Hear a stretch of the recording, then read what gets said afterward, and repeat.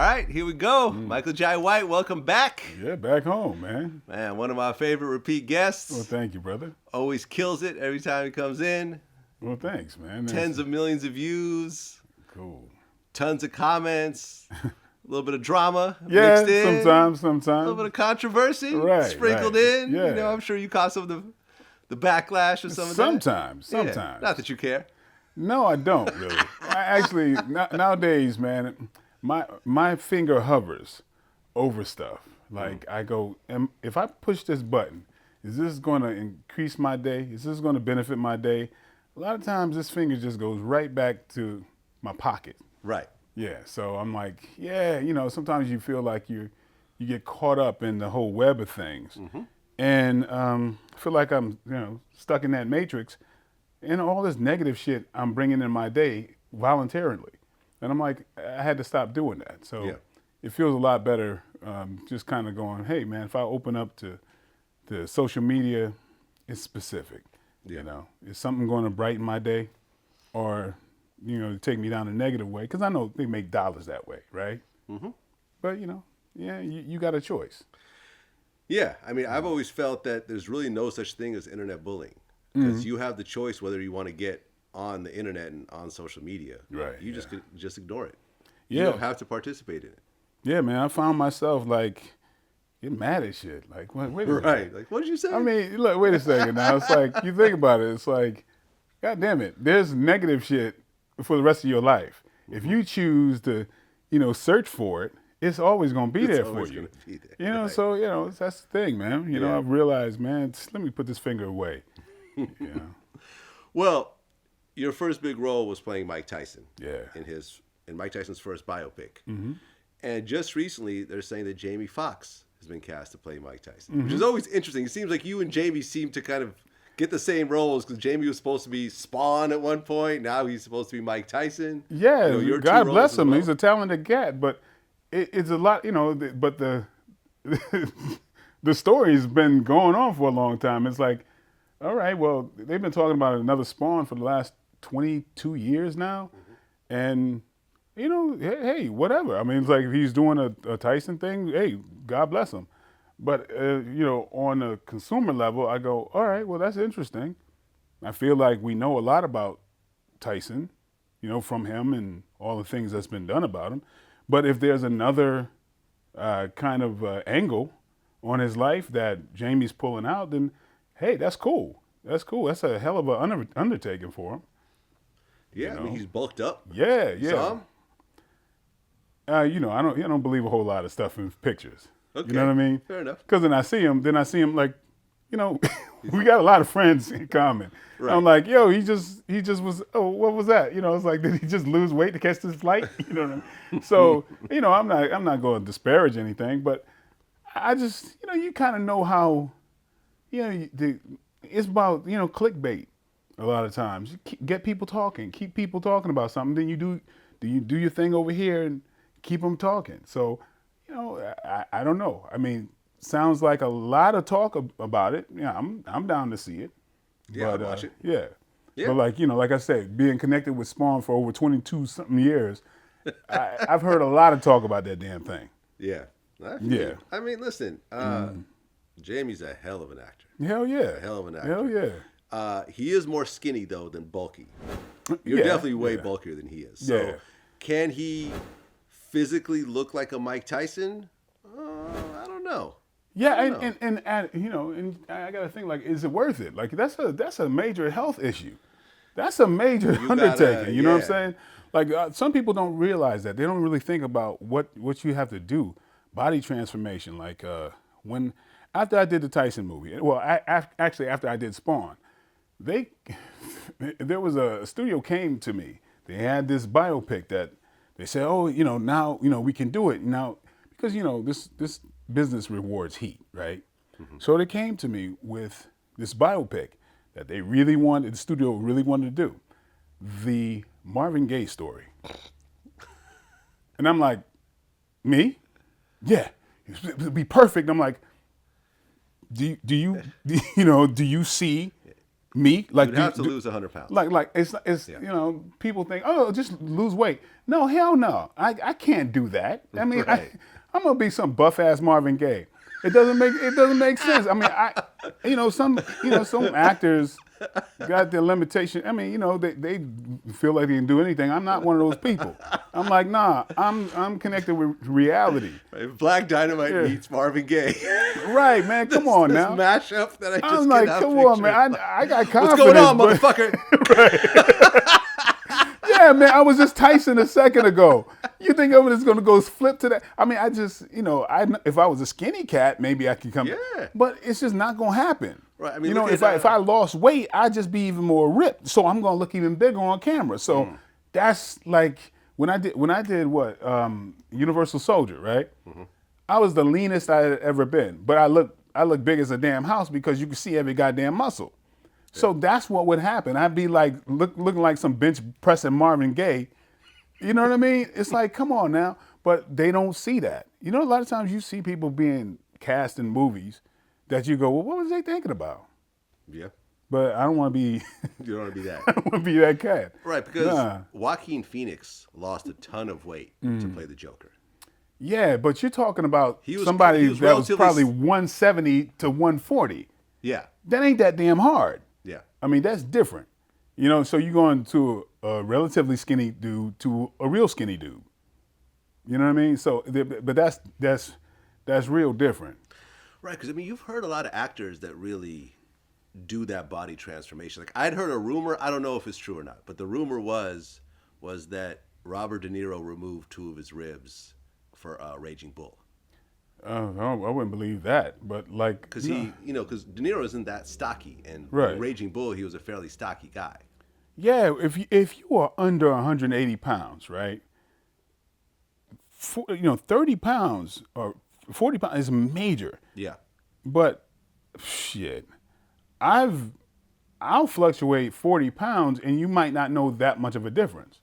You know what I mean? Because if I go from 210, to 240 or 245 or whatever. My heaviest was about 252. I have been seen in movies at those different weights, but I don't look that different. You know what I mean? I don't look like a different human being. So it's different when you're lighter, because if if you're light. Yeah, you could. Yeah, if you're 150 pounds and you lose 10 pounds, what percentage of your entire body weight is that? That's 20. Yeah. I actually looked it up. I was wrong. He didn't actually remove his ribs, but he did break Joe Pesci's rib during a sparring scene. I heard that. Yeah. So I think this is how kind of how the story starts to get convoluted over time. That's what happens. Yeah. We had the same choreographer for Raging Bull and Tyson, Jimmy Nickerson. Rest in peace. Yeah, we had the same guy. Yeah. Well, look, man, I just lost like 20 pounds. Mm-hmm. So, but I wasn't really that bulky to begin with. I just had I had a gut and Yeah, so you move different. Yeah. Yeah, you move different. You move light. You just kind of was like that. I feel you. I have a home gym that I've been ramping up on, and I have like those weights with the same ones you have in your backyard. Yeah. So I've been using blocks. those. But what the biggest difference I think is I installed a pull-up bar, and I just forgot how your body just gets destroyed doing pull-ups. It's one of the best things your for entire body. Pull-ups is one of the best things for you. That is my go-to exercise. How many can you do? I don't know, 50. I did 3, and I was proud of myself. I was proud of that 3. But you work your way up to it. But it's mad important because as we get older, whatever, it's our back. Everything we do, and stop me from going to if you start talking about fitness and shit like that, I'm gonna go off the goddamn exit. But the fact of the matter is, you can cut this shit out if you don't need it. But everything you do requires the front of your body. You lift up something and everything else. Everybody's always doing this, right? Mm-hmm. It's always the front of your body. The back of your body never gets worked out. And so when you work your back, that's the key to your whole physique, really, and balance, and your spine and everything else. That's why everybody has low back pain and all that shit, because it's not a natural thing to work your back. And so, if you lift up a table or move this or that, you're using the front of your body. See what I'm saying? No, I mean, the first day, this is so funny. I've never said this before. The first day I got my pull-up bar, I pulled a butt muscle. My glute. I swear to God. And I'm trying to figure out. You're doing it wrong. How did you, wait. I pulled my glute muscle. Like, you know, and I was trying to figure, and then I realized. How does that happen? Well, because as you're pulling up, you're using your legs somewhat as well. You're using your whole body. I'm not saying I had great form. I'm not saying No, this. you don't. You don't have good What form. I'm saying is, on my first day of getting it, I literally pulled a glute. And it was the weirdest thing. It took like 3 days to get over it. I can't even picture that. Right. How your ass got something to do with you pulling yourself up. Well, your core is very much engaged in that exercise. And you sometimes use your legs if you're not using good form. Well, yeah. See what I'm saying? Yeah. So I'm saying by me kind of using my legs, trying to jack yourself up. Trying to jack myself up a little bit, I ended up pulling a glute. Yeah, I feel like I need to watch you before you do anything. Because a lot of people don't know how to do it, and then they mess up their shoulder, their rotator cuff. Yeah. Because they do this thing. Don't do this thing. We'll get into that. Just when you come by the house, I'll take you to my pull-up thing. You'll see. That's what it is. Yeah. Well, the last time you were here, Mike Tyson was supposed to fight Evander Holyfield. Right. That has changed. He is now supposed to fight Roy Jones Jr. Yeah.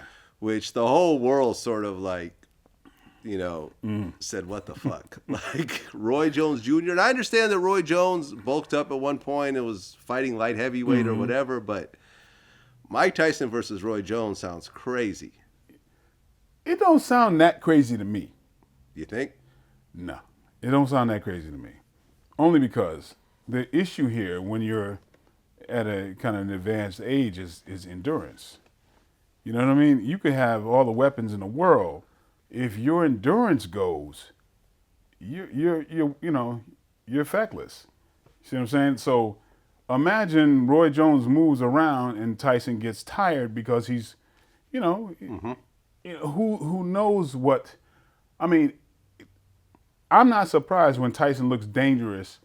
He's got fast twitch muscle, right?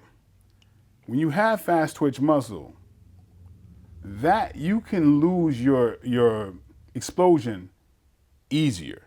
You tend to, it's like a sprinter. The short distance you're good at. The endurance thing, no. That's where you falter. So it's like Roy Jones, Mike Tyson. It's interesting how many people really catch Roy Jones clean.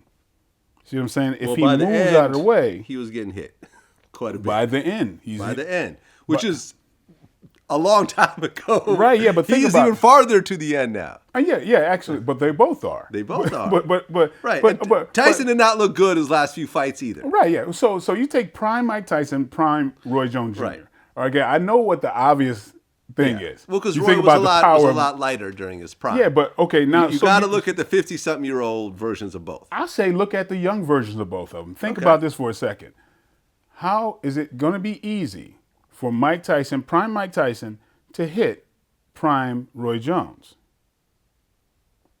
Is it going to be easy? It was never easy to hit Roy Jones. Yeah. Now, if it becomes an endurance thing, right? Now it's a little different. Now, you start talking about points and everything else. No, I don't think Roy Jones is going to knock out no damn Mike Tyson. No. But this is a competition. Now, it's a competition when people are up in their age. So if Roy Jones, does 20-mile runs, and Mike Tyson does short bursting things, I have to give it to Roy Jones because all he's got to do is stay the hell away. Fighting a guy shorter than himself. No, wait a minute. They got to be around the same height, really. Let's look it up. No. You know what? No. They got to be around the same height. Hold on. Yeah. I would say they're pretty damn close, which is interesting too. Yeah. Mike Tyson's 5'10", Roy Jones 5'11". Basically the same height. They're basically, it's just kind of like, hey, if strategy-wise, it's interesting. I don't think it's not as one-sided as you might think. Well, I interviewed Adrian Broner. He said he hopes no one dies in the ring. Pretty Nobody's much. gonna die. He sounds generally concerned about both of these men fighting at this age range. Yeah, but they're not going to get hit by prime either one of them. You don't think that the way Tyson hits now is close to his prime? When you see those videos? I'm telling you, yeah. I understand the endurance part, but in terms of the actual punch. Everybody's going to look wonderful when they're hitting an object like that. Right. You know what I mean? But, when you're hitting shit that's moving, it's different. And hitting you back. Yeah, but just moving, it's different. I know from experience, man. It's like, say Roy plays the game of, I'm not going to let him, because this is my thing. I like a dumbass. I get in the ring with professional fighters all the time. The only reason I can do that is because I have a lot of defensive skills. I can sit there and play it off. Like I could say, I'm gonna threaten an offense, and all the while I'm thinking, I ain't gonna let this motherfucker hit me hard or hit me clean. They don't know that. But I'm catching my breath. The easiest way to fight is slip and make people miss and take what's there. Yeah, like what Ali did with everybody. Everybody, pretty much. Right. Ali's his greatest secret is slipping punches. Yeah, he really did it with Foreman though. That was the one he was most known for. But he did it with everybody. Yeah. But Ali's biggest secret is that he's the biggest goddamn guy in the ring. But people don't realize that because he's fighting like a light guy. Yeah. But he's bigger than every goddamn body. Yeah, he's tall and bulky. Yeah, like you look at Foreman and Ali and really see, well, who's bigger? You don't really know. Yeah. They're two men that's really the same big, size. Yeah. But the fact is, Ali could slip and move out of the way, and you load up. You're gonna stop loading up if you keep missing. And so even if he gets hit, he's not going to get hit with your strongest shot, right? So, and then he's going to go on offense, and now you're baffled. So just thinking about that, like, I don't know if I'm telling Roy Jones what to do, but think about this. Those of us who are, fight strategists, if Roy's talking about, okay, I want him to, throw those big shots, and I'm just going to slip him. What happens? That rope-a-dope thing comes back into play, Yeah, well, Mike Tyson said he'll knock out Roy Jones if given the opportunity. Well, I don't know about Roy, but Mike Tyson's not taking this as a for play, right. Exhibition 8-round bout. I think he is getting in that ring and is going to try to knock him the hell out if possible. I wish he wouldn't have said that. I don't think he should go. One thing, of course, I studied the hell out of Mike Tyson. There's a thing called subterfuge, and Customato taught him that. It was like, don't let people know what you're gonna do, unless that's part of the ploy. Right. You know what I'm saying? You're gonna do something different. Yeah, you're gonna do something different, but I wouldn't. I'm like, hey, the best man win, whatever. It's like, I wouldn't give away my strategy. Well, I'll tell you, just yesterday, Roy Jones said that this whole fight might be a mistake. Right. So it sounds like he's really trying to backpedal his way out of this thing. It sounds like that. But again, because it already got pushed back. Remember, originally it was supposed to be I didn't know that. Yeah. Originally it was supposed to be I think September, and now it got pushed back to November. Okay. Yeah. Let me just double check this. Originally it was supposed to be September 12th, and now it's supposed to be November 28th. Which is 2.5 months later. Yeah. So, and now Roy's saying, and I remember Roy was talking about how disappointed he was. He felt like so many of his people and his, what he felt were his fans just wanted him to lose. And damn, that's messed up. Yeah, Roy's a good cat, man. I remember meeting him years ago. I did some dumb shit. Like, he came out of an elevator. I couldn't help myself. I walked up to him and I did like this. And we started playing hot hands. You know how you do that? Because Roy Jones, he has that technique he doesn't indicate. It's really a part of what I was talking about. And he was telling me how he developed it was like his father used to make him catch chickens. But to catch a chicken, you can't indicate. You can't do this before you.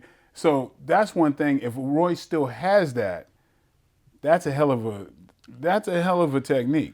Yeah, I mean, Roy in his prime, I felt, and I'm a boxing fan, but not someone who's really in it like you. I've never seen anyone hit people with the amount of combination punches that Roy could do. It was just like It'd be like a 20 punch combination, and he'd tag him each time. every time. It's like something you never see. You'd watch it. I remember watching slow motion on the VHS. Going, Yeah. like, did he really hit him 20 times? Yeah. I don't know any other boxer. You probably know, but I've never seen another I boxer. don't. That's what I'm saying. No- I've never seen nobody has any been other that- boxer that could hit people with that many consecutive punches accurately. Like, man, the stuff he's done. Like, remember Pazienza? He hit him with like a whole like menu of uppercuts in a row. It's like, if you got hit with that many uppercuts, you should just stop. It should just be like, that's just. I mean, you're talking about the two most dominant fighters I've ever seen against other human beings. Like, I don't care if you want to argue it or not. All you got to look at is Roy Jones clips and Mike Tyson clips. Compare it to anybody. There's no two more dominant fighters I've ever seen ever. I mean, in the history of fighting. Because, of course, some like Sugar Ray Robinson, there's a lot of stuff that we don't have. But no, it's nowhere near as dominant as that. That's like, Yeah, I mean, you got Mayweather, who's got the best, best numbers in terms of wins, the best record, but he doesn't dominate his fights the way that these guys did. right. He'll win every time, but it'll be a relatively boring fight, most of the time. But he'll win. Oh yeah. He'll win on the points. He'll keep his composure. He'll hit you with those shots, but he doesn't really knock people down. He doesn't really hit people with these massive Roy Jones combinations. He doesn't knock someone out in 30 seconds like Right. Tyson. If you want to live vicariously through somebody, you want to be Mike Tyson and you want to be Roy Jones. Yeah. You may not want to be Mayweather. Right. But as somebody who loves the technique, Mayweather's my dude. Oh, yeah. Mayweather, I marvel at the skills, the in fighting, out fighting strategy, changing strategies in mid round. There's never been anybody like that. Someone who has come up in the last couple VladTV interviews with you, Mike Perry. Oh God! Since our last interview, Oh please! he punched an old man and a woman in a Texas restaurant. Mm-hmm. So I actually looked into the story. I mean, there's a video that circulated. But here's what happened, right? And this is the white UFC guy who used the N-word against you, and then and so forth. Yeah. Apparently, he was in a Texas restaurant, and he approached a table of people and said, "Are you talking about me?" Yeah. And one of the victims said that they're not talking about you. And this is really none of your business. Yeah. So then he wanted to fight one of the guys at the table. A girl stepped between them. He ended up slapping the guy and punching the woman. Oh boy. Yeah. And then one of the employees showed up to try to subdue the situation, and then he ended up punching out the employee, who looked like about a 60-year-old man. Yeah. Yeah, and the punching of the old man was caught on video. This guy just looked completely out of control. Vlad, it goes back to what I was saying before, and there's such a part of me that loves fighters and what they do for us. They're our gladiators. They put their life on the goddamn line, right? And there's a part of me that always embraces people like Mike Perry.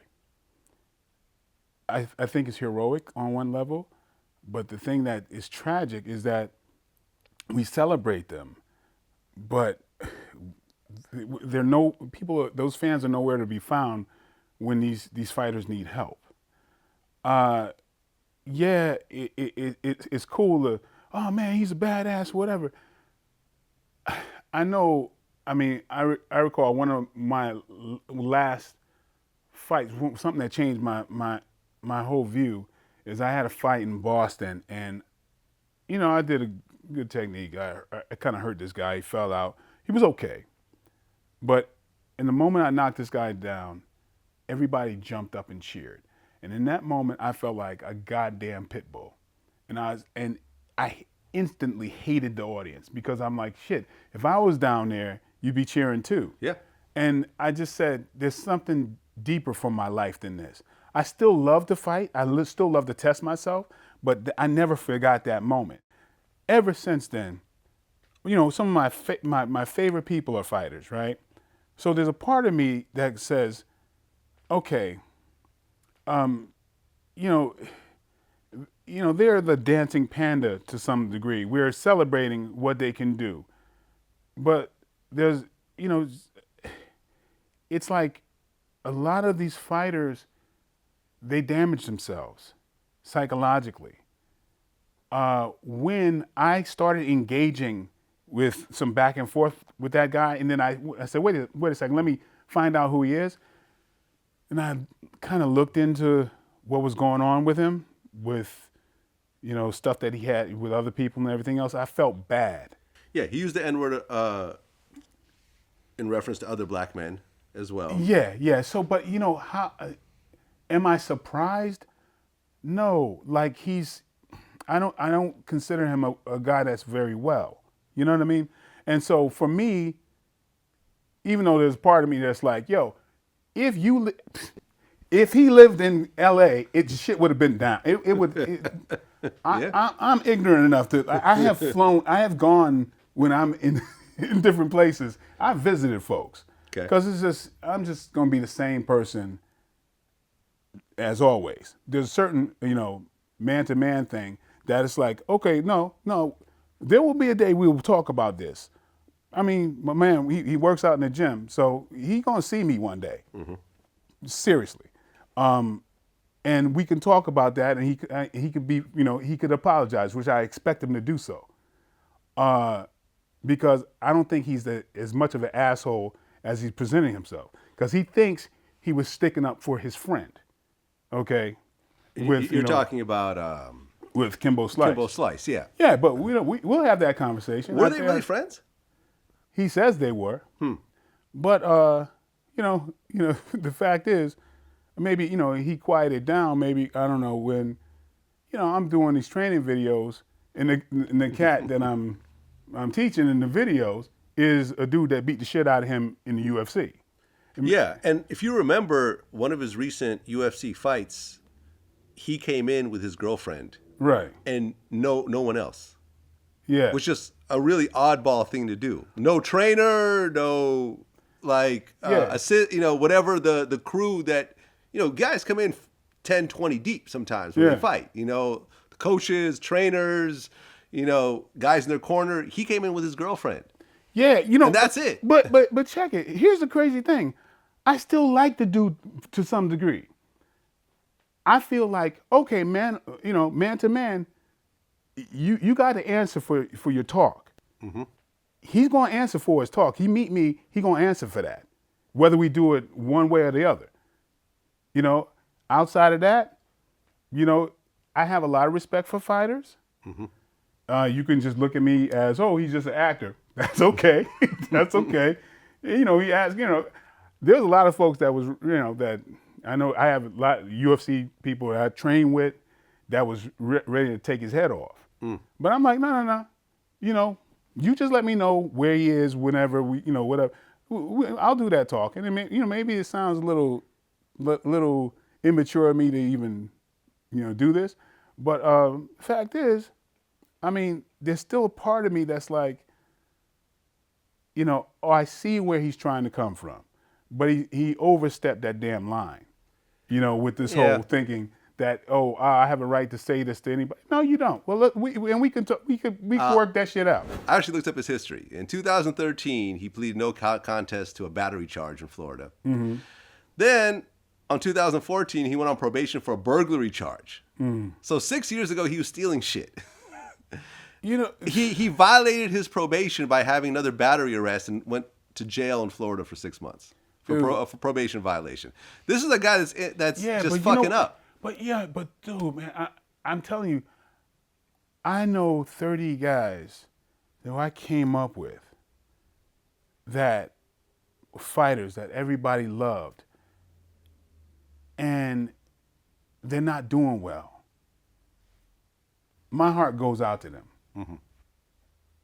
I've employed in movies, and even the last one I directed, like you see that I got Cowboy Cerrone, Josh Barnett, Randy Couture.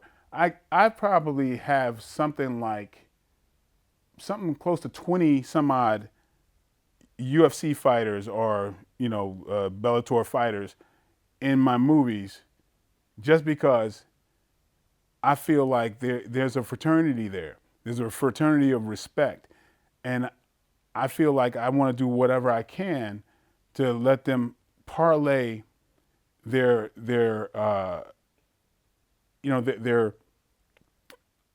popularity into films. I mean, because it's like there's such a part of me that who feels like I could have easily been, in that.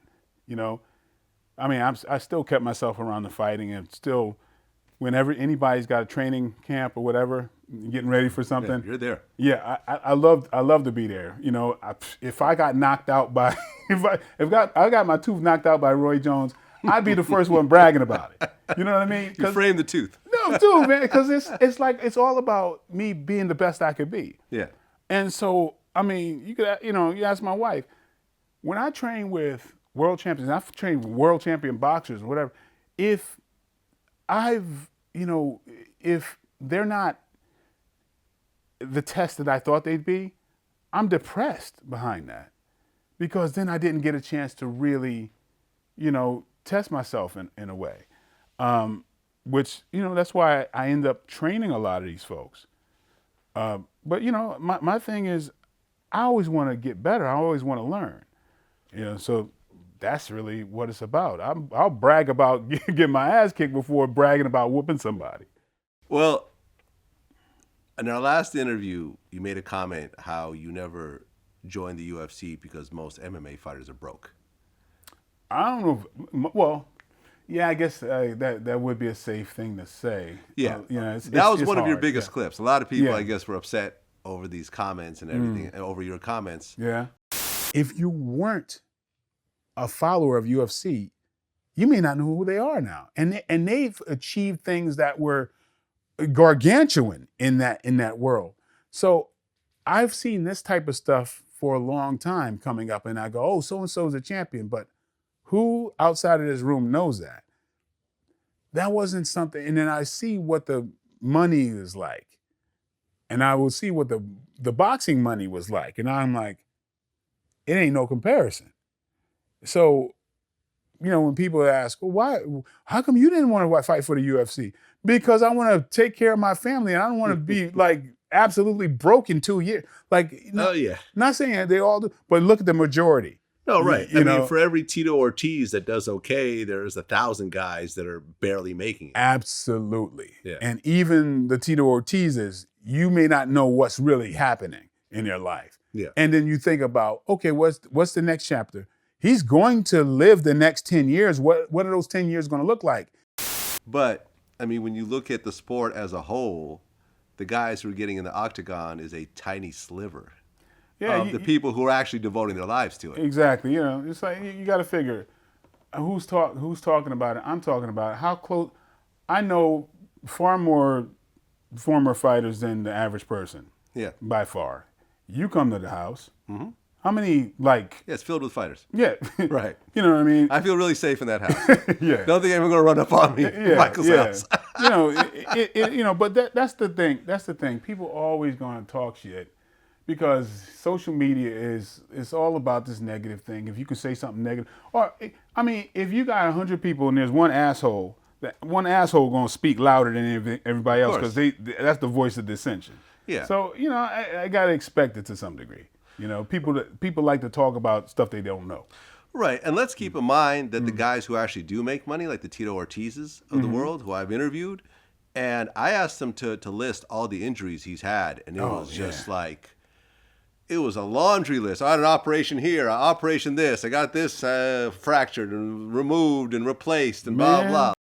I've had 8 surgeries myself through my career. I've had ACL replaced my left knee, ACL replaced my right knee, 50% of my meniscus taken on my right knee, L4-5, S1 fused in my lower back, T3, T2, T2, T1, T1, C7 disc replacement, C7, C6 fuse, C6, C5 fuse, C5, C4 disc replacement, and a reattached retina, and probably about maybe 10 to 12 concussions.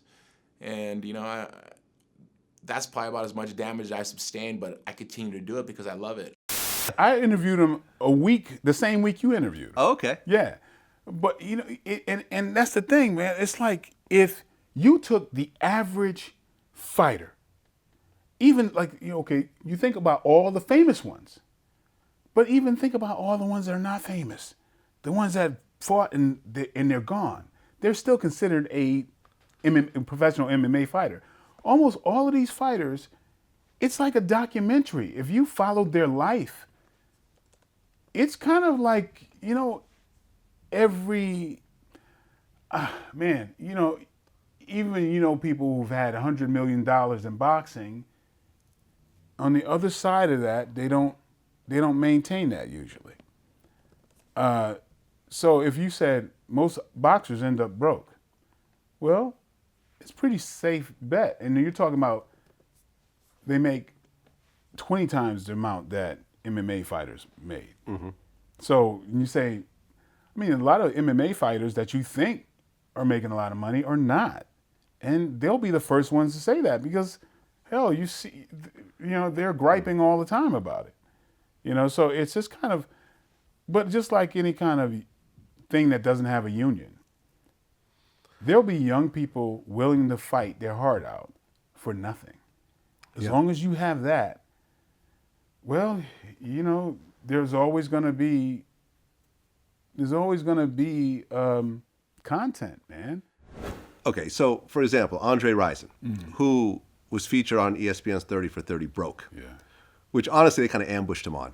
They didn't tell him that was going to be the name of the documentary. Oh shit! They just did a random interview, like a general interview, and then they made him look like that. So he actually lightweight threatened the dude who put it together. Mm-hmm. But I can see. During the course of his career, he had a 40-person entourage, 40 adult men. Yes, he would fly to other places, put them in hotels, restaurants, as if they're his children. Yes. $6 million he gave away to rappers, relatives, girls, whatever. Yeah. And when I said, do you have a money problem? He goes, nah, man. As hard as I was getting hit on that field, I felt that I deserved to spend my money the way I wanted to spend my money. Because let me tell you, like getting hit by some of these dudes in the NFL, when you're a wide receiver going up for a shot, going up for a catch, that dude hits you in the back as you're coming down. He felt like, I deserve this. I deserve to just splurge and spend everything I have all this season and buy $1 million worth of jewelry and have 20 Ferraris and all. He was literally listed out all the cars he had over the course. Getting it. I got an addiction of getting it. And so if you're getting it, you're gonna spend it. Black people weren't taught how to save money.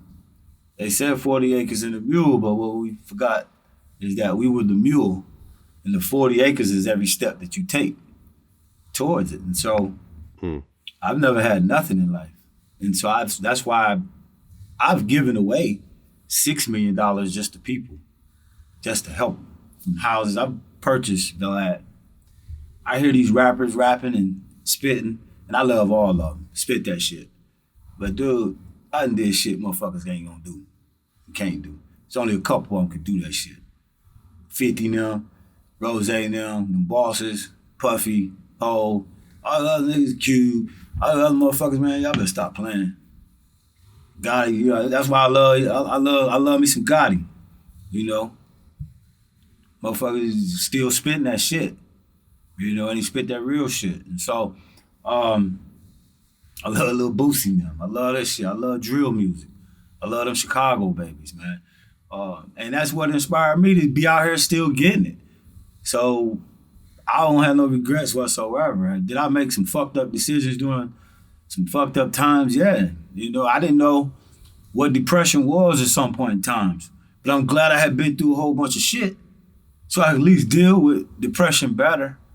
And I could deal with my plus bipolar symptoms better without going and spending $500,000 on a fucking psychiatrist telling me, oh, you got a spending habit. Oh, you got a spending problem. Oh, fuck you. You know what I'm doing out here to get this money?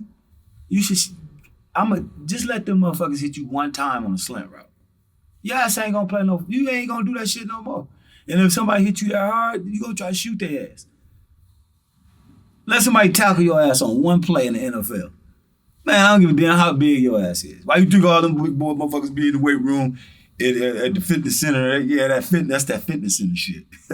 That's a different lingo on that real shit.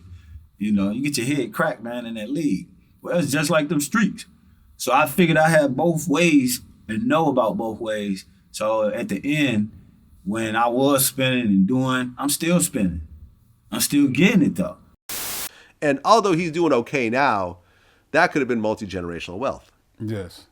But, and you know, lots of injuries to go with it. Like the greats that you look at, I mean, especially in the ring, are usually the guys that have sacrificed their bodies for the sport. Like look at Ali. Mm-hmm. I never realized until I watched that documentary by Antoine Fuqua, because Ali was sort of before my time. Mm-hmm. I never realized. I always assumed that Ali, with his Parkinson's and his slurred speech, I assumed that came years after he stopped boxing. No, he was like that and still going back to the ring for years. Right, yeah. He'd be doing these interviews and you're listening to him going like, yo, like you're not talking how you were. Right. You are slow. You are slurred. Mm-hmm. I mean, my dad died of Parkinson's. This is a very serious disease. Yes. The fact that he was diagnosed with it and he continued to fight is crazy to me. Yeah. But that's why he's looked at as one of the greats, because he was willing to do that to himself. Well, I mean, Ali was one of the most great. I mean, he was one of the greatest human beings. Yeah. Aside from boxing. Outside the ring. Yeah. I mean, that's why he's the greatest, because of who he was.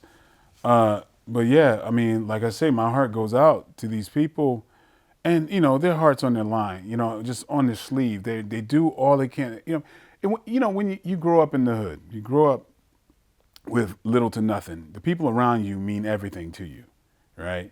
And so that's a you know, kind of an embodiment of the love that you have. You want to you know, show that love to everybody that surrounds you. But one thing that they don't learn is that the people who surround you, they all change. They're not the same people anymore. I had to learn that, you know. Like I said before, my heroes were never actors.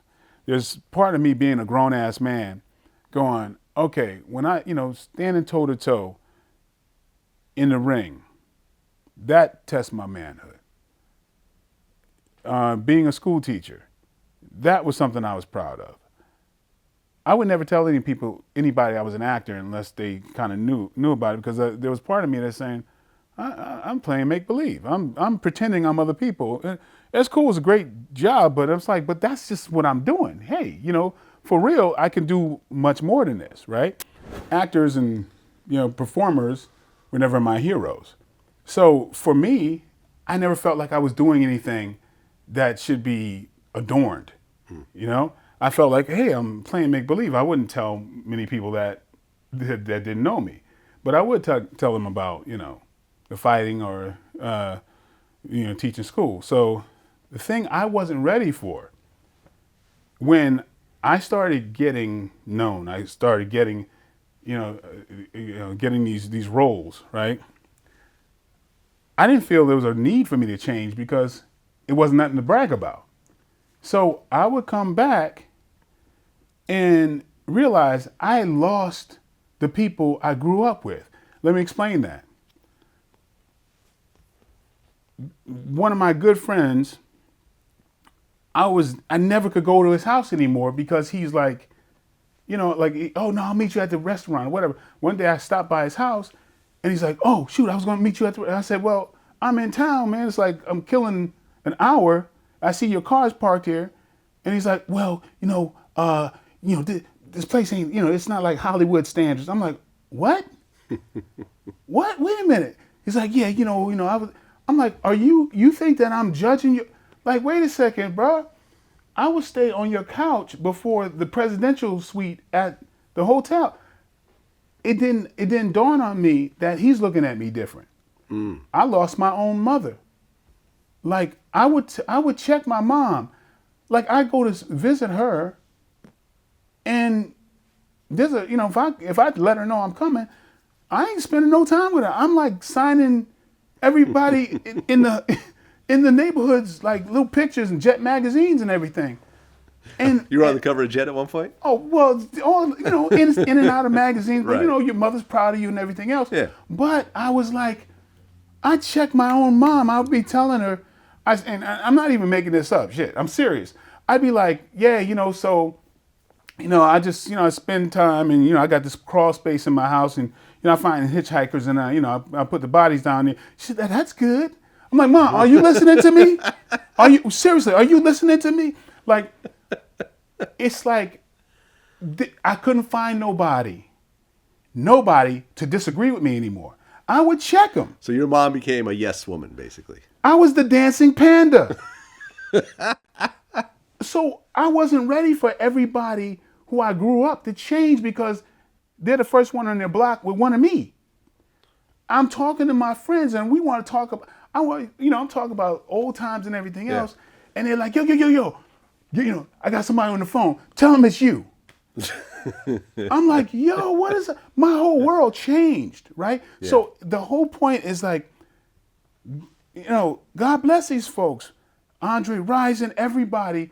You love your people change on you. You're not ready for that. Nobody's going to disagree with you. The people that's supposed to keep you in check, forget it. Forget it. You need you need new people for that.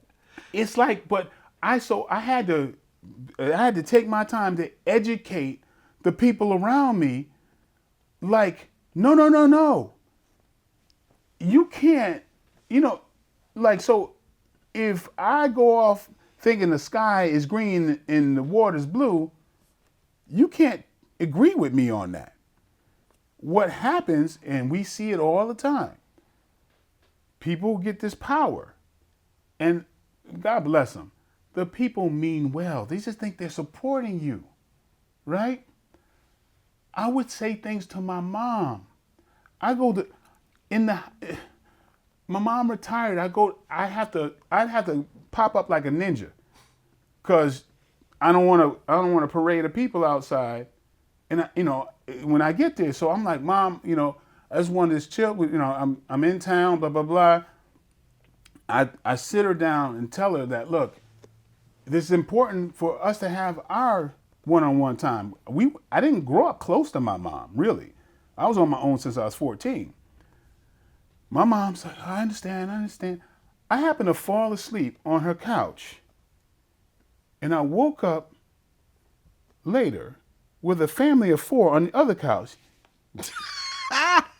just looking at me sleep. I wake up and I'm like you're in the zoo or something. Mom, what did I just tell you? Who are these people? Well, they just wanted to meet you. Can't I be proud of you? Like, it's no, like, there's nothing I could tell my mom. And I tried to get her to say, Mike, you're full of shit. You know what I mean? I tried to get my friends to say, you're bugging, Mike. You are full of shit. And I would try to because I wasn't impressed with Hollywood. I'm like, no, I like me the way I was in the first place. I come back, everybody know, I walk around, I'll go straight to the deepest hood or whatever, because those are my people. Some of the grimiest cats, we understand each other. You have to be able to just recognize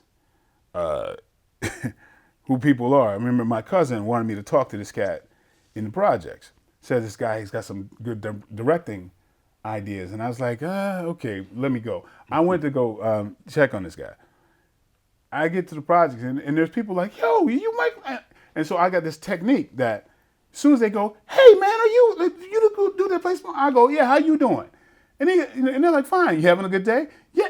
So I put it on them and they don't know what to do. And so then I'm stepping on, good to meet you. And then, so I trick them into making them think that that's just normal, right? Mm-hmm. Well, I talked to this dude, right? Sure enough, I had to tell him, no, man, you're gonna have to go to school for this, man. There's a lot of things you got some good ideas, but you got to, Right. Get educated with it. Everyone always overvalues their idea. Yeah. So people who haven't actually done any work think that this idea in their head is somehow worth millions of dollars. Yes, they do. That's the way. The reality is that ideas are worthless. Right. The execution is what's valuable. Absolutely. You got to learn that part of it. Right. So I spent about an hour and a half, close to 2 hours with my man, so I left. When I came down, now the whole neighborhood's out there. Yo, you really here? Blah, blah, blah, blah, blah. And, I'm doing my trick, like, hey, how you doing? Blah, blah, blah. And there was these 3 real hood cats, right? Like, felt like they were straight out of pen type of guys, right? And so they're like, yo, man, I didn't believe you was here, man. For real, man. Yo, man, I've been watching your shit, man. Like, it was like all that. It was all love. And so they're the 3 remainders, right? And I'm, kind of like, all right, I'll use my little trick and say, so what y'all up to? And then the guy tells me in so many words, we gonna go down, I think he said the Hammerstein Ballroom, something like that, the overflow parking. And so we gonna catch some people slipping, man. And I was like, you can go rob some people. And then the other cat goes, oh shit, yo, if you come with us, man, everybody, they gonna come out their pockets real quick, man. What? And I'm like, they're asking you to go along for a robbery. I was like, wait a second. Are you asking me to go ride with you? Yeah, man, ain't nobody gonna fuck with you, man.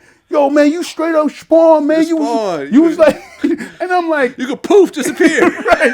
I'm like, can you teleport us when the cops come? Right. My dad's like, yeah, you blood and bone, man. I'm like, but isn't it? They'll be able to say, hey, the guy that robbed me was, is this guy right here. Here's his IMDb page. Exactly. I said, I'm not inconspicuous. And he's what like, do you look like? Let me show you. Right. So they thought about it. Yeah, you right. Right. And I was like, yeah, but y'all do your thing, man. Good meeting you, whatever. I drive off, and I was like strangely, flattered by that because. They didn't look at me as an outsider or a mark. They looked at me as somebody who was like one of them, understanding that I'm from a similar background. But I thought, wow, that was that was a twisted but kind of a cool. Yeah. Yeah, I mean, I got about 3 blocks away, and I started laughing my ass off because I, saw what happened. It wasn't looking at me like, yo, what you got? You know what I mean? Yeah, well, Jemele Hill, when we were talking about athletes going broke, she feels from her perspective, and she's been at ESPN for a long time, and she's been a sports journalist. She feels that a lot of athletes feel guilty for winning the lottery ticket of life, and have like survivor's remorse, and they feel like they have to take care of everyone else around them because all those people are not going to have any opportunities. Right. They're all going to be living in that same neighborhood. They're all going to be working the same dead-end jobs. They're all scraping by. And here's one person who, look, at the end of the day, you could train to be a great athlete, but most times you have to be born just a certain type of way. You have to be somewhat of a freak of nature. Yeah. You have to be obscenely tall, have obscenely wide shoulders, have huge hands, or something of that sort. Yes, sir. In order to get it. And it's really just a lottery ticket. This is the hard part for Black athletes, is that they are really stuck between 2 worlds. It's the world they came with. It's the world they came from. These are the people for them that have held them down when they didn't have the ability to pay dinner for everybody. They feel a twisted sense of loyalty to them. These are also the people who, if they tried to create some distance, would tell them, oh, you've changed. Oh, you're not the same person. Yeah. So many of us feel we feel a lot of pressure to stay connected. And that's not to say that everybody that you came up with, that you have to immediately distance yourself from. That's not what I mean. It's just that you're gonna have people that are in your life who really are only there for what you can give them. And you gotta weed those people out. Even if it means to other people, it looks like you're turning your back on folks. Because regardless of how they may have supported you, you're the one with the talent. You're the one with the most to lose, not them. Yeah, and here comes me saying some shit that people are not gonna like. Here we go. So here we go. And coming from the way that a lot of folks, we grew up. We grew up with a religion that says, ask for this, ask for that. It doesn't say, do your best. It says, if I'm a decent person, it just teaches you, ask, expect something. And so when someone gets something, a lot of folks feel that they're owed something because, they know I'm going to pray and I'm going to ask for this. And wherever that line is, there'll be people praying to ask for, please, Lord, let me get to, let me have enough gas to get to this. I mean, whatever is important to you, now you saying that's important to God too. So wherever that line is, whether you getting to work with enough gas or your child lives or dies, it's the importance of that person. It's like the culture of, yo, hook me up. You got it. Yeah, hook me up because that's what you're supposed to do. And if you don't do this, you're not a good person. Yeah. Well, that person who's making all the money, they grew up with that as well, so they understand hook me up. So they don't question that. Right, because people hook them up along the way. The local drug dealer will buy them the new Jordans or whatever else. The booster from the high school will help the mom out, maybe get her a job, help to pay your rent, whatever else. You see this type of thing. Yeah. And then they expect that money back later on. Yeah, And well, then, and they don't understand. There's a way you can hook them up. Like I'm a firm believer in this. I'm gonna hook you up with the information to change your circumstance. Yeah. That's how you hook somebody up. Because hooking them up, feeding their pathology is not going to help them. It's never going to help them. But if a friend of mine, somebody has a business idea, oh hell yeah, I'm going to invest in that because you trying to do something to lift yourself to the next place. You invest in your friends' businesses? Yeah, I have. How did that work out for you? Well, it has worked out. Really? Oh, but I'm I make sure that they've done the other homework. Okay. Because first is information, and so my thing is, some of the things I'm the most proud of is I met a cat on the street in Washington D.C. was pushing a bicycle, and was talking about getting into the movie industry, getting into acting, and I'm like, what? You just waiting to run into me? What? And he's like, no, I really, and I said, okay. And so what I do is I'll test you. All right, put down your number, whatever. I'll give you homework. Okay, I want you to get Backstage Magazine. I want you to get a list of all the casting directors, whatever. And if you don't do that, I call you back a week. You didn't do that? Sayonara, have a good one. I'm going to give you homework. You don't do that homework, I'm not coming back. You got to do the homework before I'm making any further investment. You keep proving that, then it's different. Well, this brother is done 30 movies. I ran into him on the goddamn street. I couldn't be more proud. That's who I am. I love to help people out.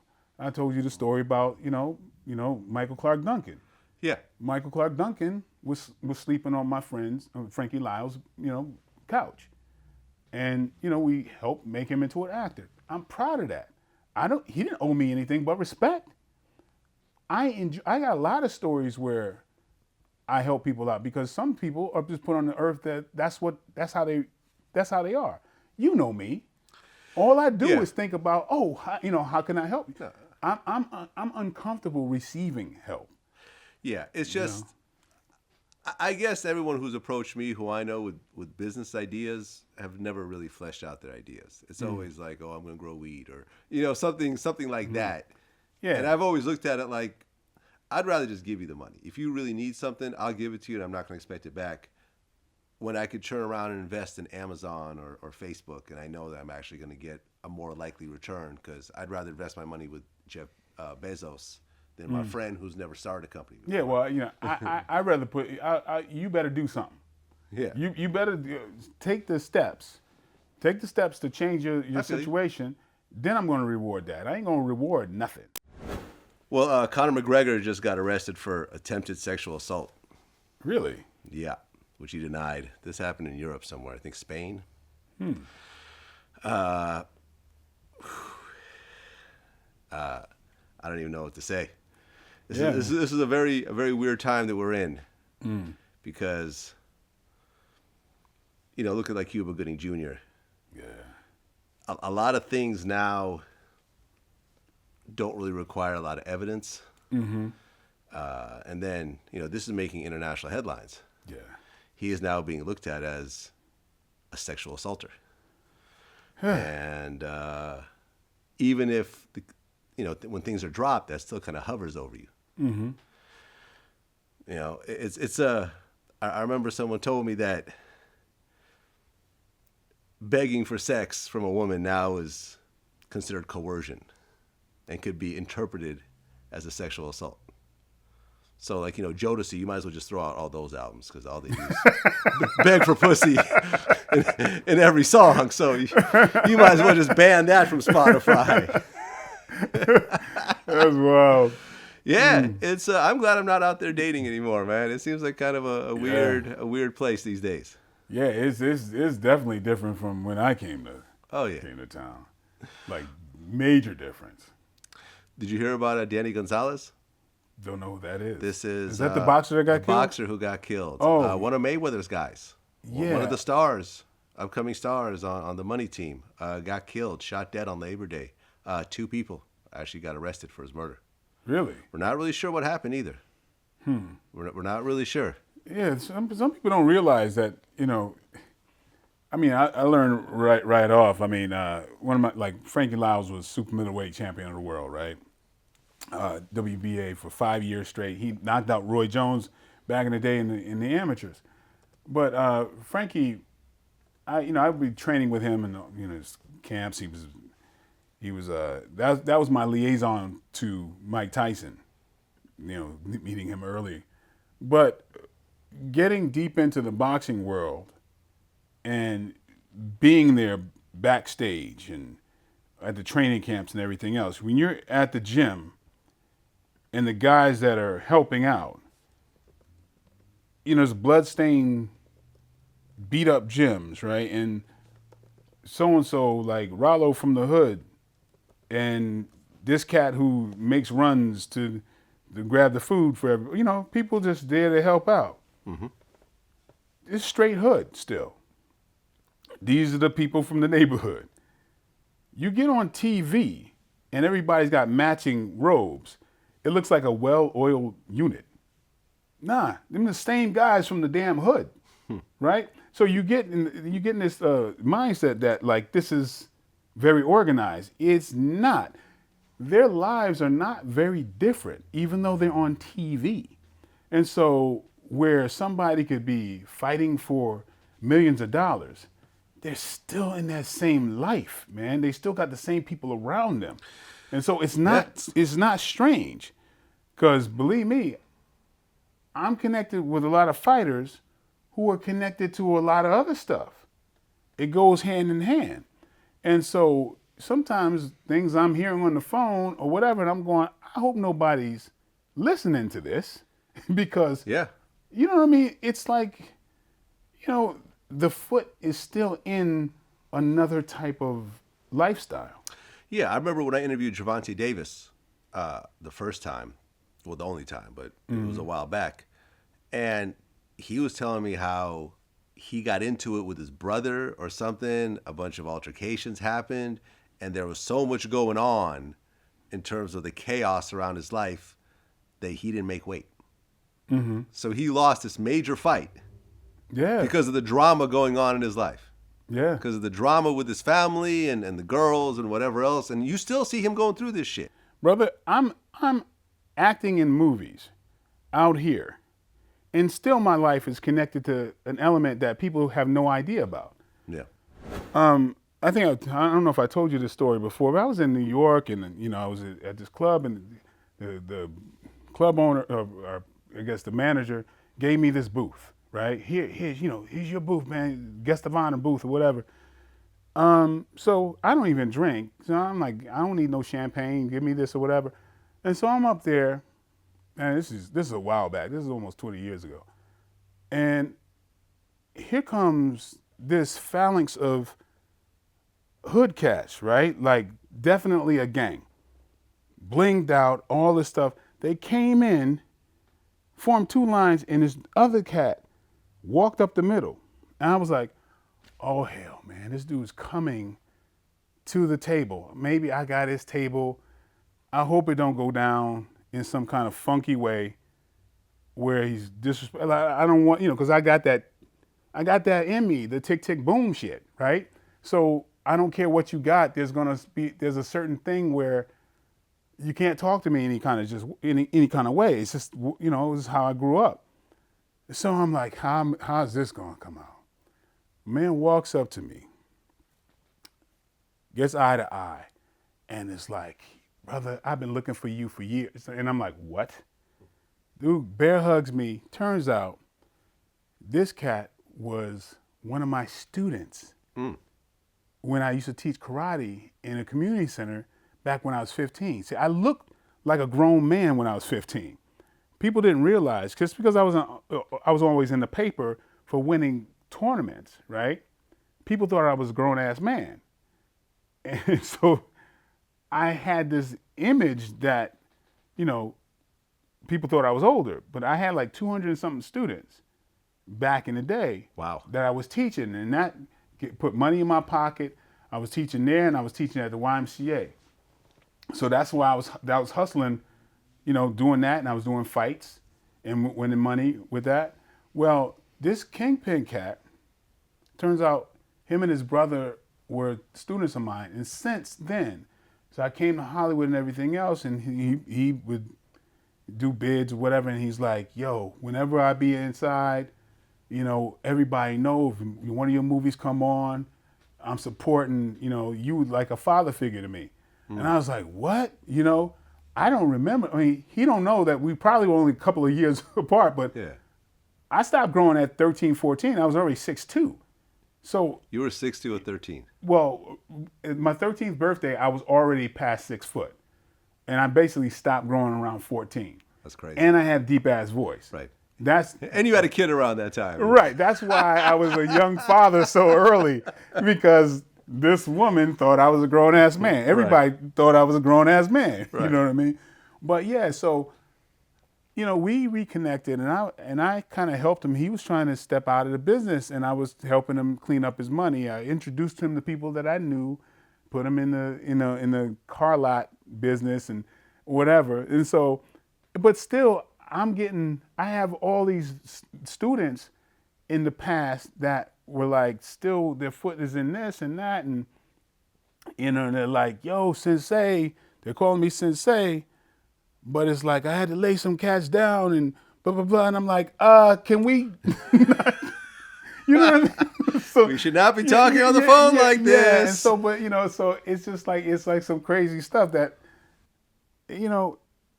it's weird that, but like how you explaining it, people would have no idea how close I still was connected to all of this that was going on, and I'm giving advice looking like consigliere or something, and I'm going, this got to stop.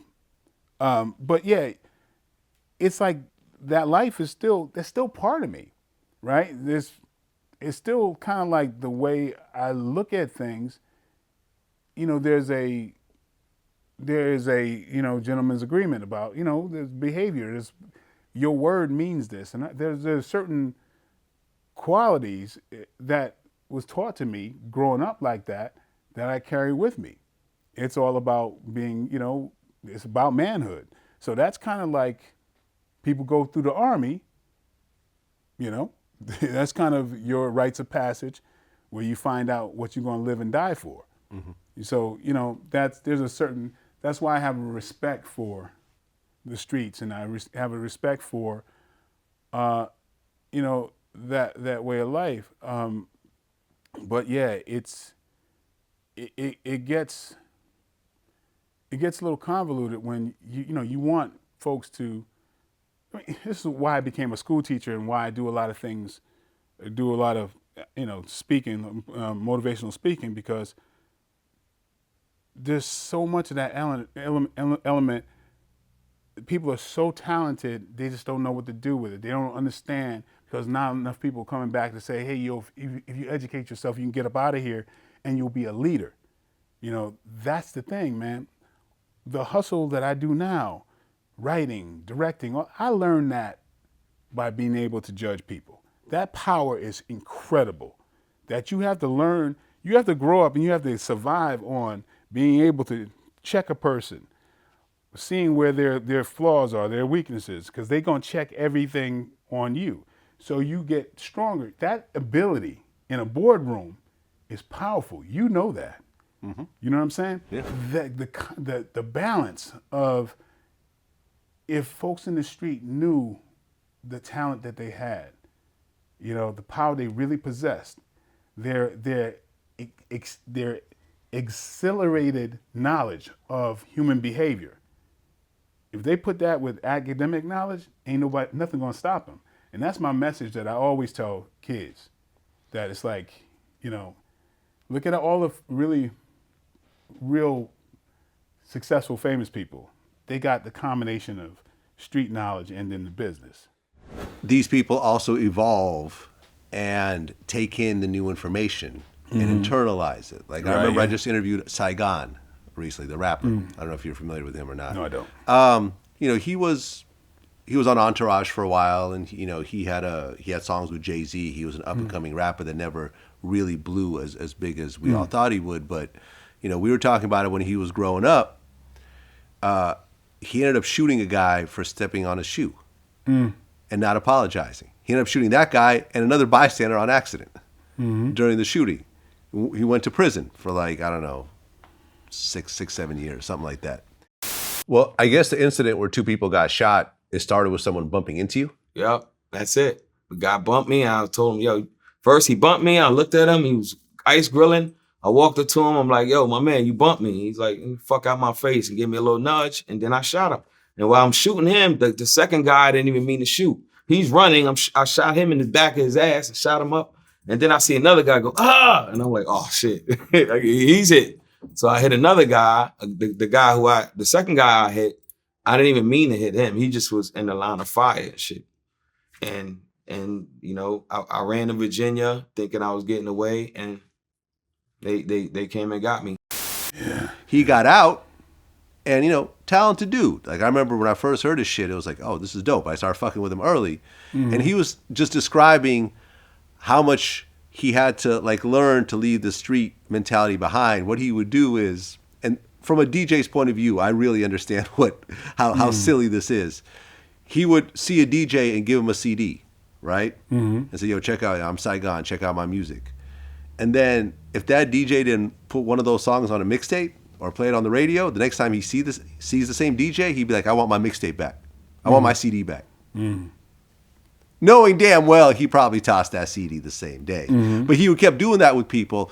And it finally, DJ K-Slay had to set him aside and say, look, you're only going to hurt yourself by doing this. This whole street mentality, it doesn't work in this world. You have to adapt. You have to, you can't just bully people into doing what you're doing. But back in your old life, this is how you survived. I get it. But you can't do this shit here. Because you do it to one guy, he'll just avoid you for the rest of his life. And never fuck with you. But I was almost gone. I was out here working. Honest to God, I was on. That almost happened to me. Just because, I see from the same eyesight I've always had. I don't see myself as a actor. That all goes away during certain situations. I remember there was something on Pico happened to me, man. It was my wake up call. My truck was in the valet. I was checking on my friend who was checking on this girl in her car, seeing if she was okay to drive. She had something to drink. Well, I was going to expedite everything. I was just going to say, yo, man, she don't live that far. Hop in her car. I'll follow you, pick you up, and drop you off. There it is. While I was doing this, there's a bunch of cats out front. Now the club is, there's a bunch of people out front. But there's these 5 dudes, I don't know, kind of gang affiliation there. The cat had the Tupac style bandana, bunny rabbit style, like this.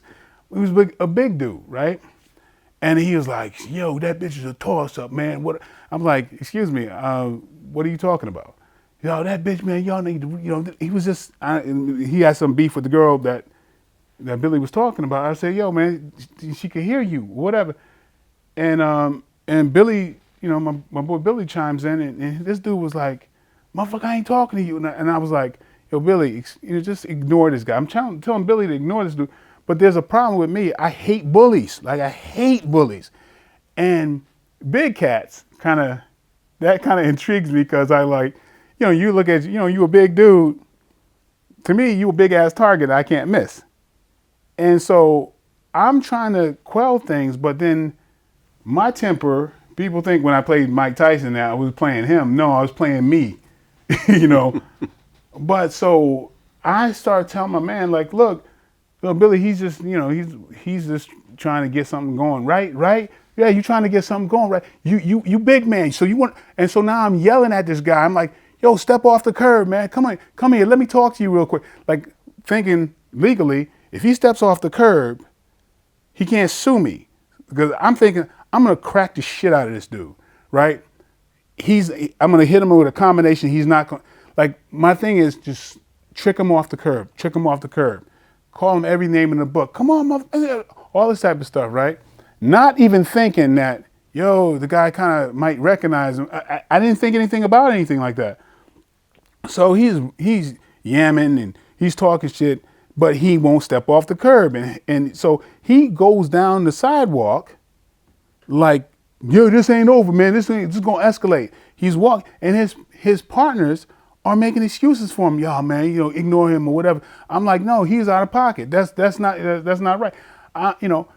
But anyway, I get in my car.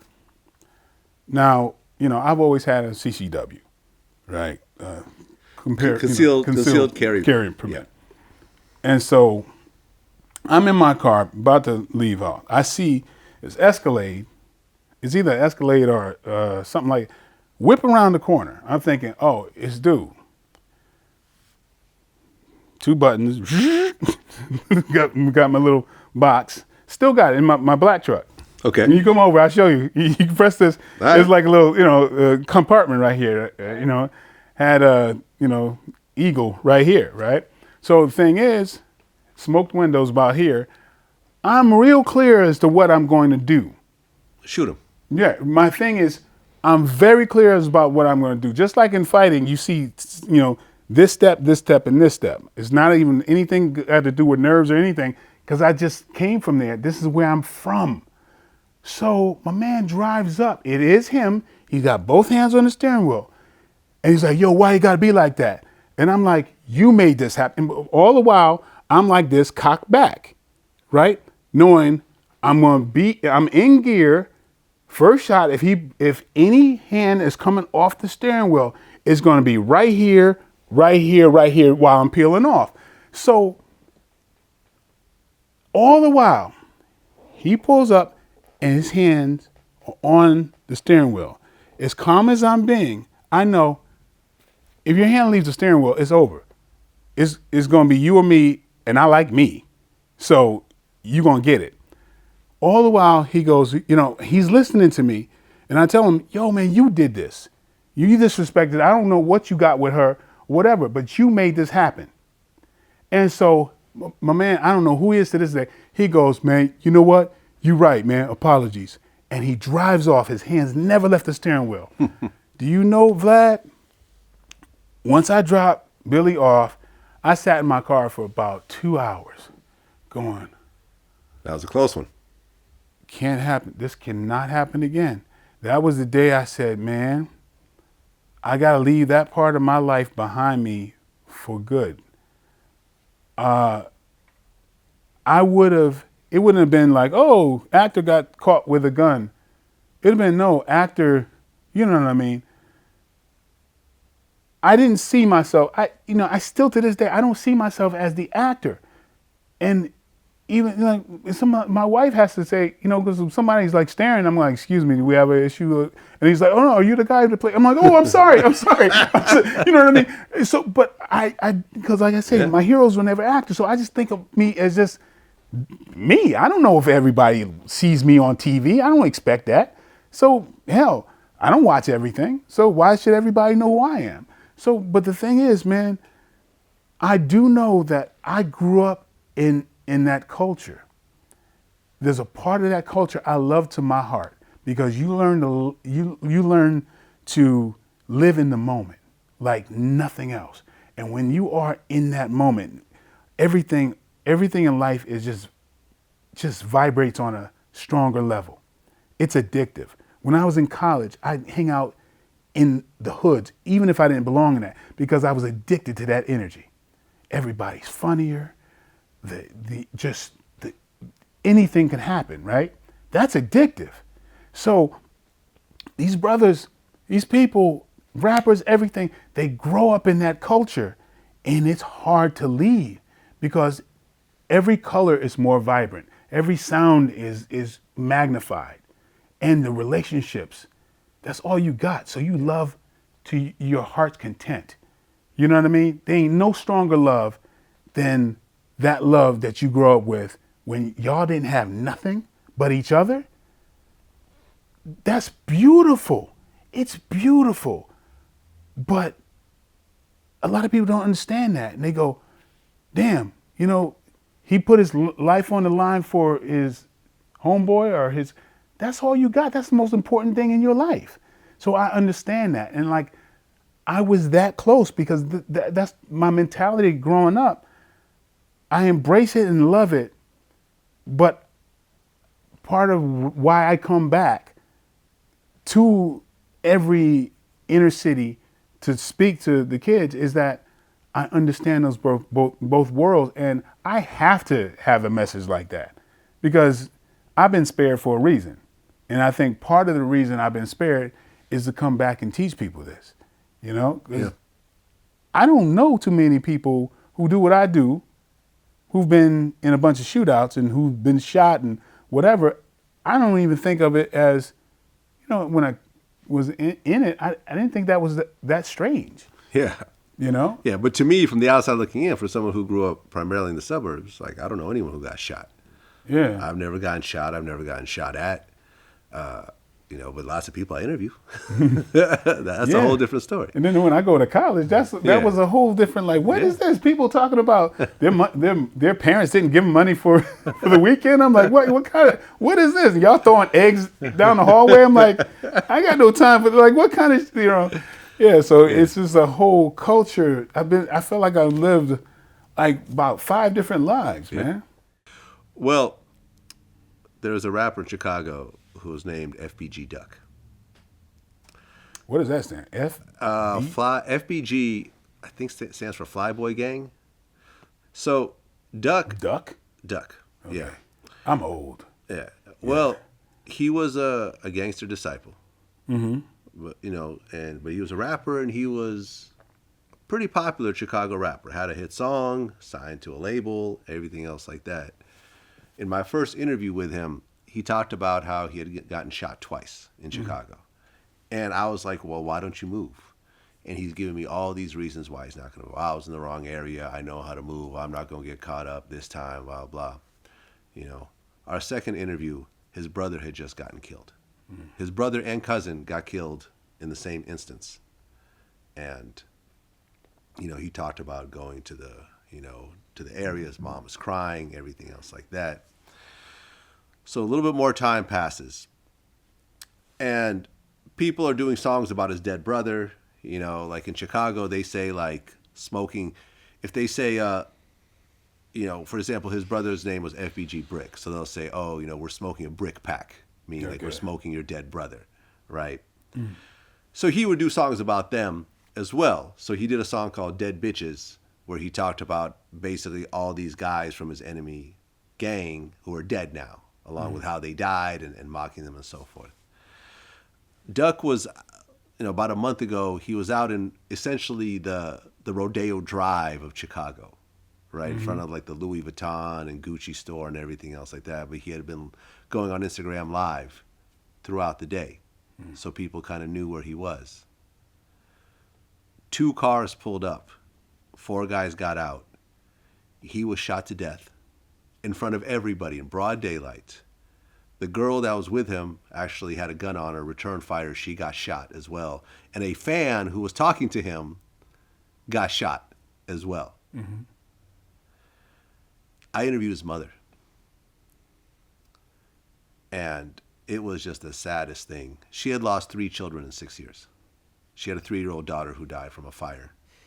Like, you know, I think she was like lit her mattress on fire or something. And, you know, she died in the fire.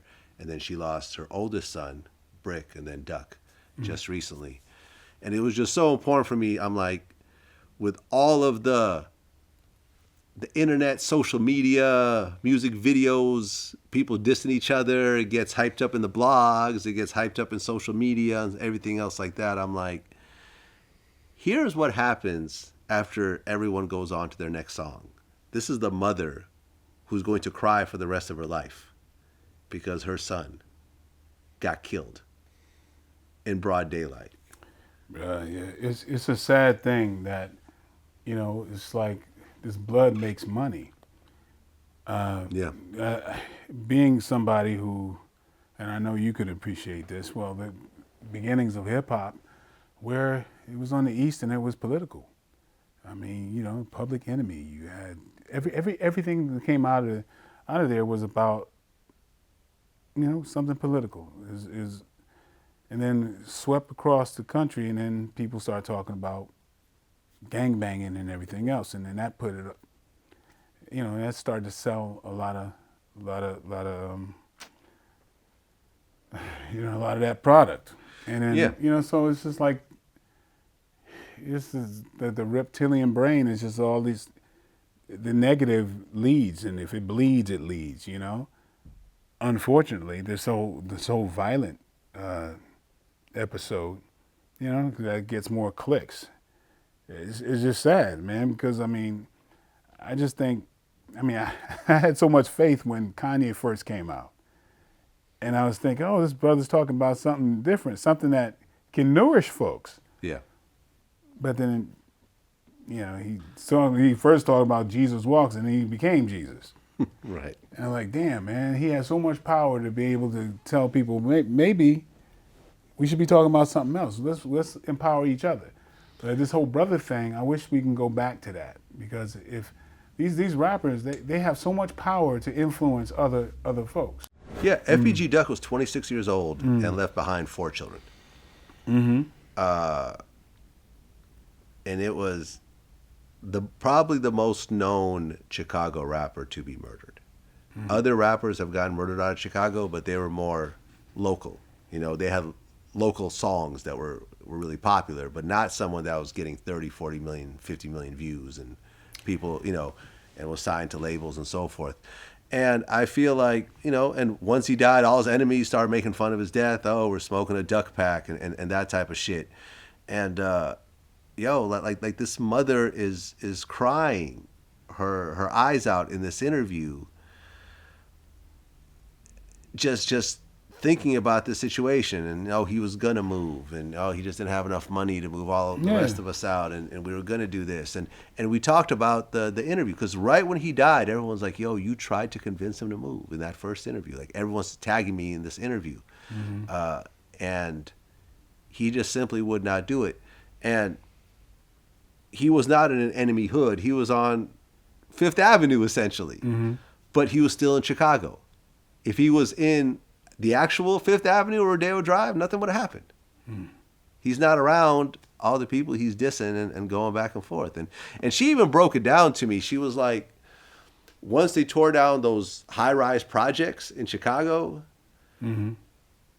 everyone sort of moved out across the city, and people just chose their gangs. Some people became black disciples. Some people became gangster disciples. And a lot of times, their mothers were friends before all this happened. Some of them are even related. This music, as his mother, I didn't agree with it. Okay, I'm gonna support him in everything he do, but I also told him how I felt about it. And the majority of them kids that he's dissing, mothers are friends of mine. We grew up in the projects together. So when the buildings got torn out, everybody picked their side. They went, so that's how that came about. Some of them are even related to each other. Wow. And that's the sad part about it. But to keep, because he was good at what he did, to keep talking about his dead brother, mixing in his deceased. I mean, these kids got a crazy way of making each other mad, if you ask me. It's crazy. Because to me, the dead is fine. While they out here dissing each other, all of them went to heaven. God forgave every last one of them for their sins. So now, the believer that I am, they are looking down on us, trying to get some type of voice, some type of purpose to stop all this. She's breaking all this down. Like, it just became, people had to choose sides, but it wasn't based on, a lot of times, actual animosity. It was like, well, I'm over here now, and I'm surrounded by these guys, so I guess I'm this now. And I guess my cousin's the enemy now. And that's just how it plays out. And then social media amplifies it, and then you get this type of situation. Yeah, no matter what time in history, children will latch on to the voice of rebellion. If it was in the 50s, your hair slicked back, 60s, 70s, you have an afro, leather jackets, whatever it was. It's unfortunately, the voice of rebellion is killing each other. That is a tool that has been taught. You know, I just wish people could just stop and just start just following just the lineage of what's happened. And just like all these powerful thinkers, and these poets, these rappers, just like, all right, you just follow the lineage of it. Where'd the violence come from? Introduce the violence to your children, right? How did you get introduced to that violence? You know, where'd the mother get the idea and father get the idea of taking a leather belt and whipping their child? Yeah. You know, how many lashes you're gonna get whipped with? Where'd that come from? Okay, so you've been taught to use violence as a tool. Where'd that come from? Africa? Fuck no. You would know if they counted lashes in old Africa, and you know, if that was part of any tribe in Africa or any other country. No, you were introduced this violence as a way of coping. If people would educate themselves, it's like, okay, well, I'm keeping alive this thing that was brought to my people. And this whole, anything that has got anything to do with loving each other is a threat. We're looking at Black Lives Matter. Matter as a threat? As a threat? Why would that first even occur to you? If it said Chinese lives matter, would you care? Why is it such a line drawn in the sand to say matter? You know what I mean? Just look at that. I would hope that will start to inspire these amazingly talented people who are putting their talent to, music, that if they just kind of start learning where the basis of this was, and whose idea are you keeping alive by murdering each other? Who does that benefit? If you realize how manipulated you are about that, and who's back there laughing at your ass, you realize you're getting mad at the wrong people. I just hope that, I don't know, maybe that could just plant a seed to somebody. Yeah, because George Floyd happened right after our last interview. Like literally 2 weeks later. Yeah. Which caused the biggest protest in the history of the world. Yeah. Worldwide. Yeah. Yeah. And I'm kind of an optimist. To this day, I thought I knew human nature and I didn't. I know the negative that goes along with that story, but my God, I never thought I would live to see people in other countries that have no black people risking their health in parades with Black Lives Matter signs. Yeah. It's bigger than the civil rights. Yeah, no, the biggest protest in world history because it happened in almost every country. Unbelievable. Yeah, dope. That makes me go, there is hope. Yeah. If you basically if you take that momentum and keep moving it in a positive way. Yeah, people are going to try to make you out to be, a militia group and all that just because you want to matter, just because you want equality. Yeah. But I'm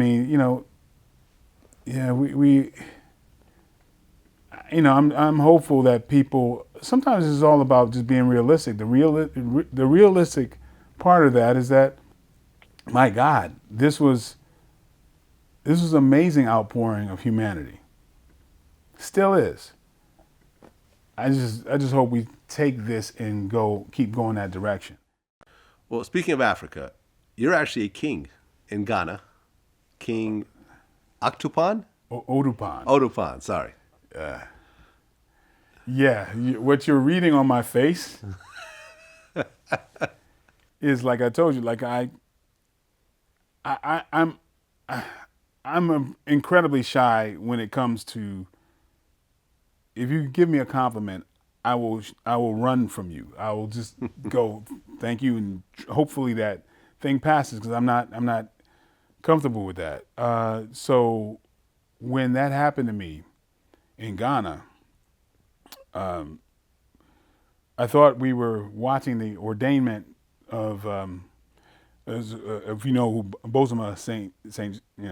John is. She's huge. She's a major player in Africa, in the world. She's now president of marketing for Netflix.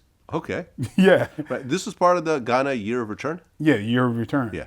Well, so I thought that it was culminating with her being ordained, and she's being installed as queen and royalty. But, to my surprise, they had plans for me and called me up, and I thought, am I being pranked?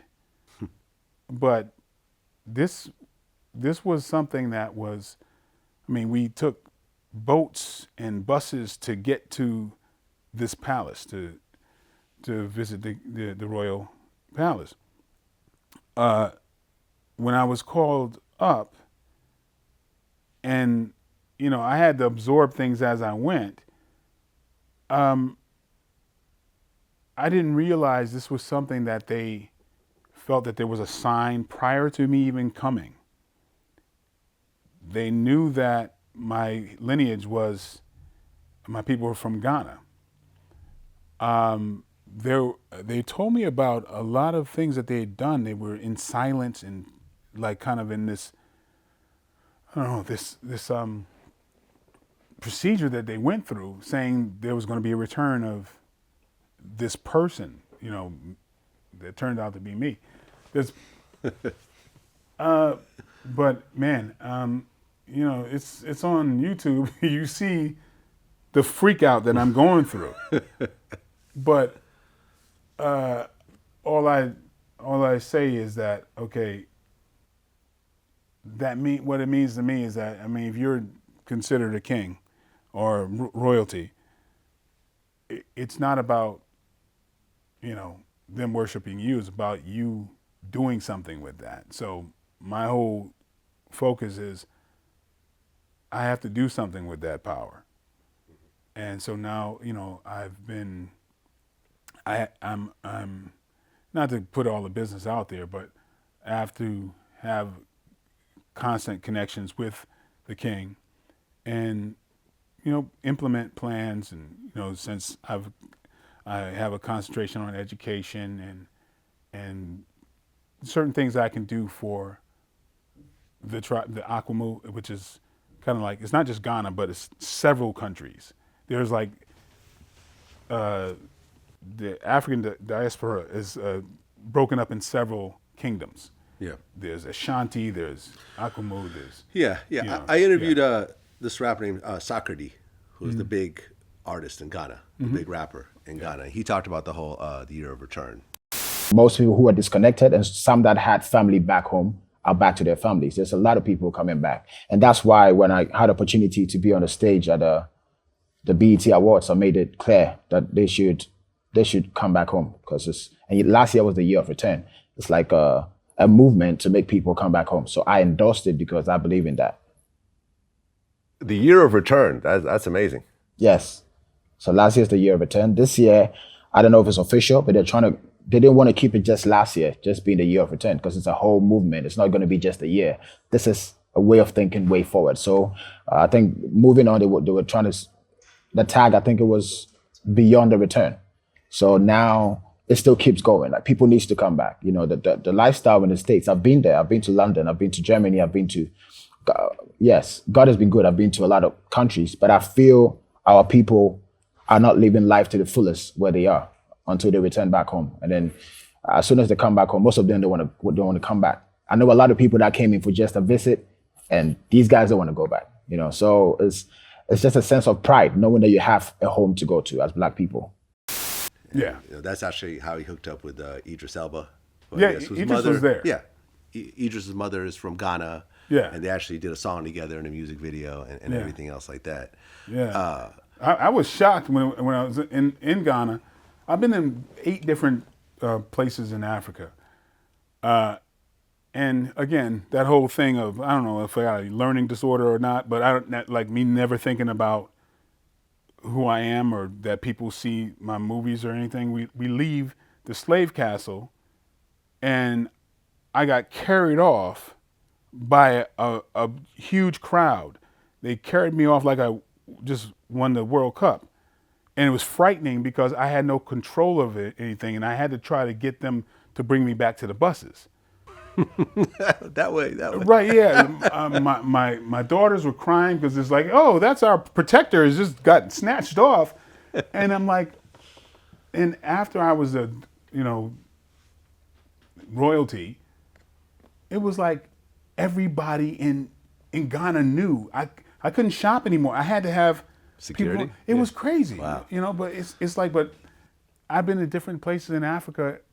Like I remember when me and my wife went to Nairobi, you know, we get off the plane, we get to the hotel, and there's this big celebration going on. And it's like, oh, there's a celebration going on. Let's work our way around it. I'm thinking about, I can't wait to get in the room and get to the bathroom or whatever. I get out and the celebration is following me, and I didn't know the celebration was about me. I forget. Yo, dude, you the guy beating up everybody, you know, you beating up white folks in movies. So to African, that's like, yo, he's like, that's the dude.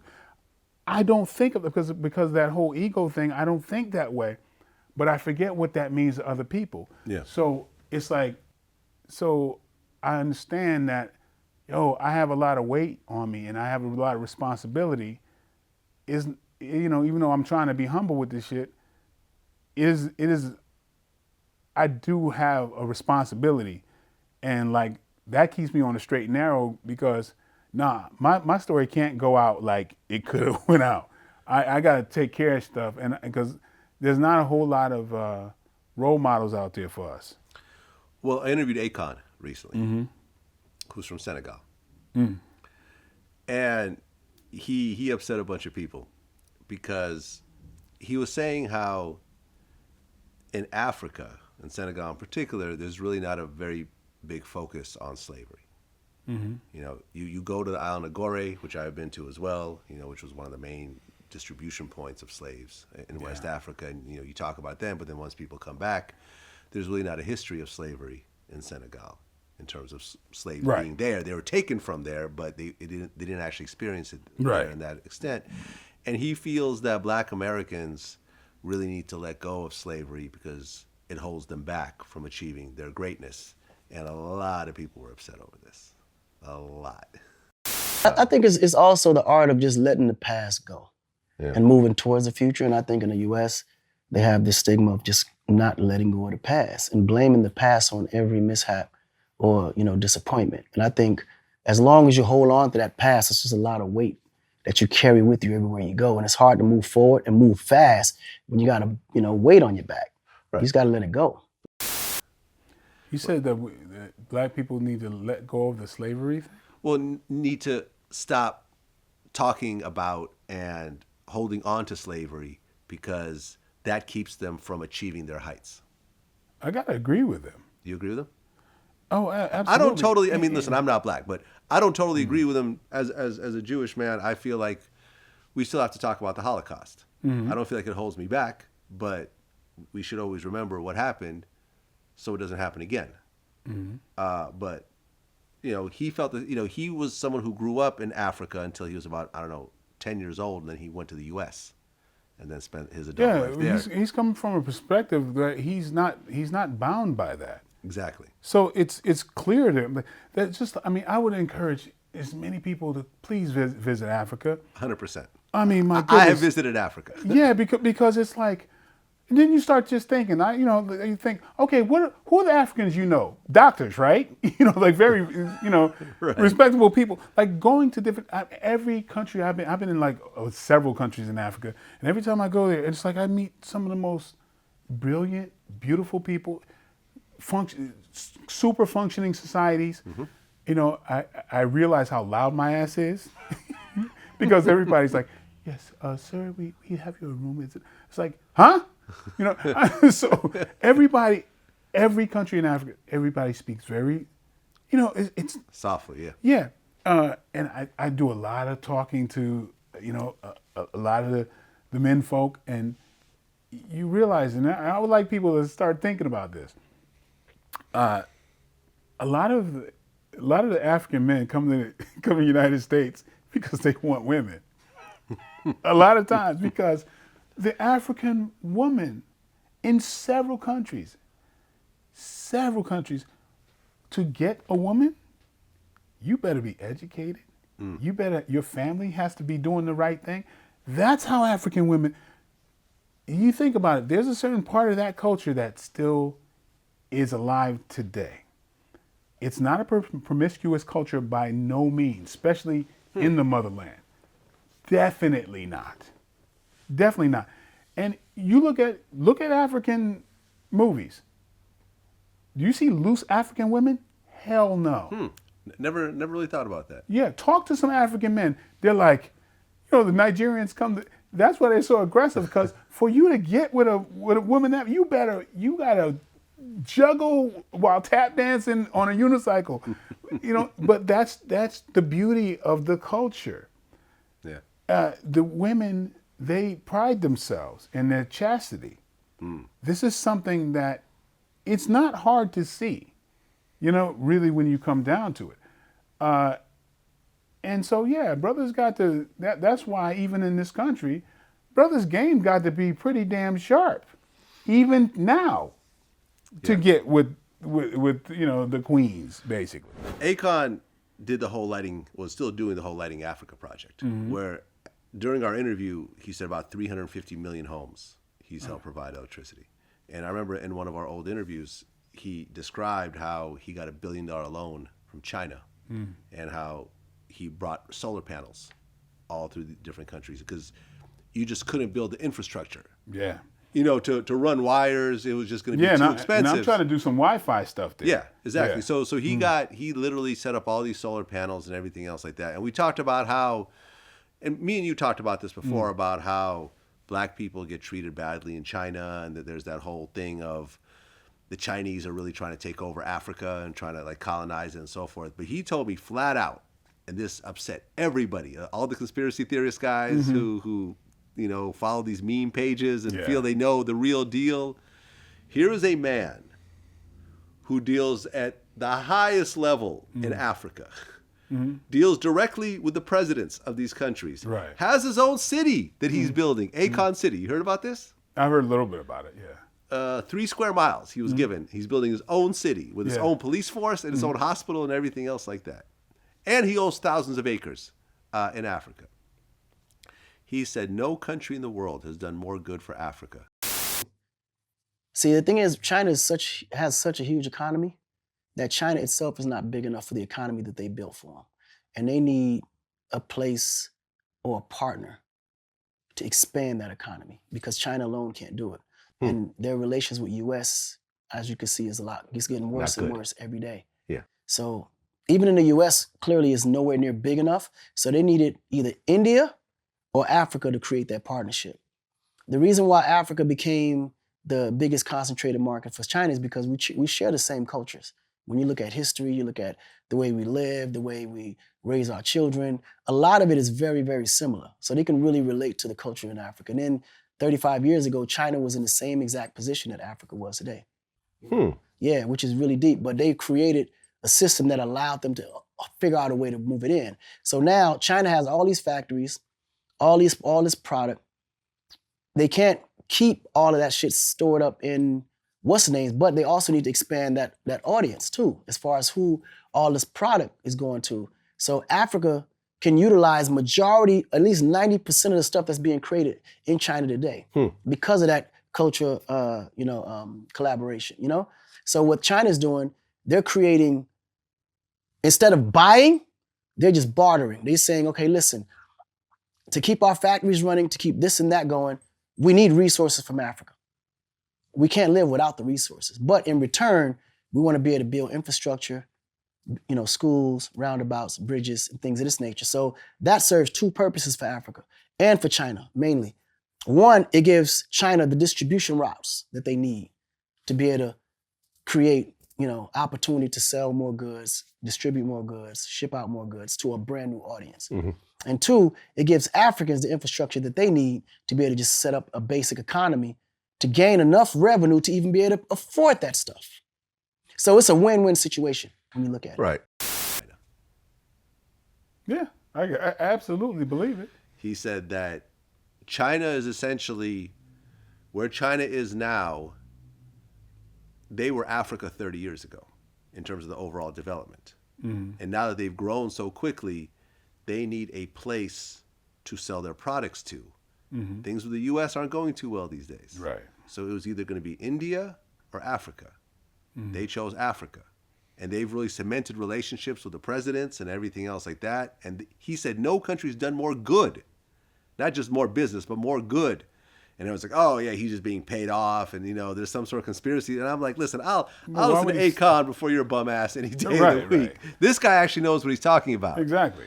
And I mean, it was kind of enlightening to it. And he said, listen, like China is really trying to work with Africa and has really done a lot of work over there. And once Africa comes up and becomes the next superpower, China's going to be right there, already in bed with them. Right. I mean, the United States wanted to colonize Africa first. Yeah. We have the climate and the mosquito to thank for getting their asses out of there. What happened to the United States could have happened to Africa if the climate weren't so, terrible for the people who tried to settle it. Yeah. Well, in our same conversation, we talked about a very interesting Suge Knight story. This is something I was already familiar with, and he kind of filled in all the blanks for me. Okay. But essentially, what happened was this. Akon has signed a producer named Detail. And after he assigned him and he started working, he finds out that Suge Knight and Ray J were like, had already signed him. Right, yeah. And so Suge approached him and said, hey, you owe us some money for Detail. How much? $25,000. Okay, cool. When he does some placements, that money that comes in, we'll cut it to you guys. All right, cool. A couple months later, runs into him again. Where's the money? He hasn't had any placements yet. Yeah. When he does, I'll give it to you. Then the final time, it was in Super Bowl in Arizona. Once again, Suge rolls up on him. Where's my money? He's like, yo, again? And we're talking about Suge's half of this is like $12,500. Wow. And he was just like, yo, man, like I'm telling you, like I'm getting tired of this. Like he hasn't had any placements. So now that following week, Super Bowl in Arizona. I'm already in Vegas because I was already there from the week before. So we left from there to go, to the Super Bowl. I'm throwing this huge party at the W. We up there, it's me, Ja, 2 T's, Big D. These are all my guys. And we party, having a great time. Suge comes with his homie, his girlfriend, and I think it was one other person. And at the time, my security got my section roped off. He's trying to get in, they won't let him in. So he like, yo. So I like, yeah, come on in. He good. He walks over, yo, Con, we good? I said, yeah, we good, nigga. What y'all want to drink, whatever, just, help yourself, nigga, you fam. He said, no, with that, I'm talking about with the money. I said, God damn, Suge, really? $12,500. Nigga, we partying. We can't talk about this shit tomorrow. Nah, nigga, we need to talk about this right now, man. I ain't got time. I'm about to head back out to LA. I said, all right, well, cool. When you get to LA, call me. We'll talk about it then. So now at this point, 2 T's is looking at his homie. He can see that his homie packing something because he can see the dent right there, right? So, and Ja is looking directly at Suge at this point. He see, okay, this nigga raising his voice because the music playing so loud. So now we like this. I'm standing on top of the couch. I'm like about this high over him. So I got him by his neck talking to him as we're talking. So, and I'm saying to him, nigga, don't worry about it. When we get to LA tomorrow, just call me. And then when I get to LA, we meet up and we'll figure it out, right? Because at this time in my mind, I'm like, you know what? This nigga probably really needs some money. So when I get to LA, I'll give him a little something to hold him until whatever. So I'm already, in my mind, like, you know what? I'm gonna look out. You know what I'm saying? So he's insisting that he gets the money then. So then when I said, nah, it's not gonna happen tonight, that's when he popped up, was like, nigga, all right, it's on and popping in, my nigga. He said something about I have to pay a toll when I come to LA and that my mom won't be able to come to LA. And then that's all I can tell you from that point forward. So then,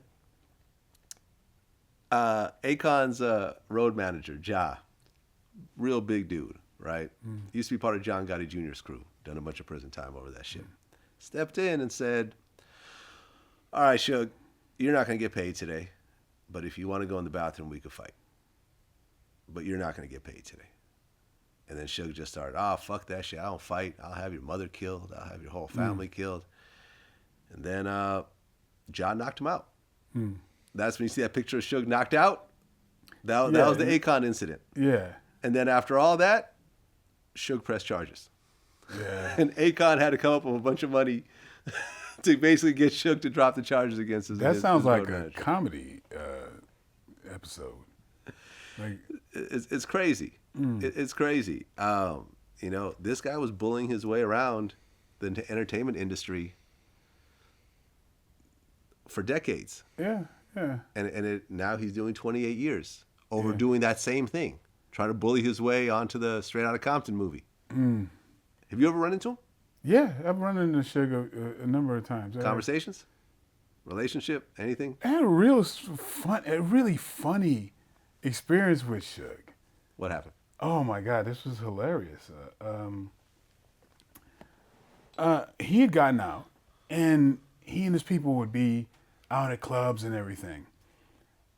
I never really talked to him or whatever, but his his people just would nod. There'd just be that kind of thing, like, "What's up, man?" Hey, you know, we do that, and think I would just go like, see Suge, and it's just a acknowledgement, you know. But we never really talked. I kind of, you know, was at arm's length with him because, you know, the reputation and everything. Right. And so you know, it's all good. I mean, we, you know, whatever. But I kept seeing him for the next 2 weeks. Just like, oh, there he goes again, and his people kept it moving. Then my girl at the time takes me out we go to Joffrey's in Malibu, and the maitre d' is taking us this way, but I happen to see Suge and his wife, or I don't know who it was, at the balcony area outside. And so immediately they're walking this way, and I'm like so surprised to see him. And he was just in a jovial mood. Like he was just kind of, you know, just looked like he was just having fun. He was out there. And I was just so surprised. And I walked toward him. And he turned as I was walking toward him, and he like bristles. And he kind of looks over the back. And I went, like he was about to jump off? Like, I didn't know what was, but he just was like, he got real tense. And I walked up and I'm like, hey. And I kind of grabbed him on the shoulders like, you okay? He goes, yo, man. He says, I'm out here chilling with my lady or whatever. And I see you walking up. And he says, instantly, he just sees threat. Yeah. Right? I was like, yeah, but we got no beef. He says, yeah, but I had to, he said, like, he had to, like, put it together. Like, yo, do we have beef? Like, and so I was like, no, we ain't got no beef. But it was a funny moment because he was saying, the last thing I thought was I see somebody threatening walking toward me out here. And it was just, we both laughed about it because he was like, I ain't got no security or whatever. I was like, oh, man.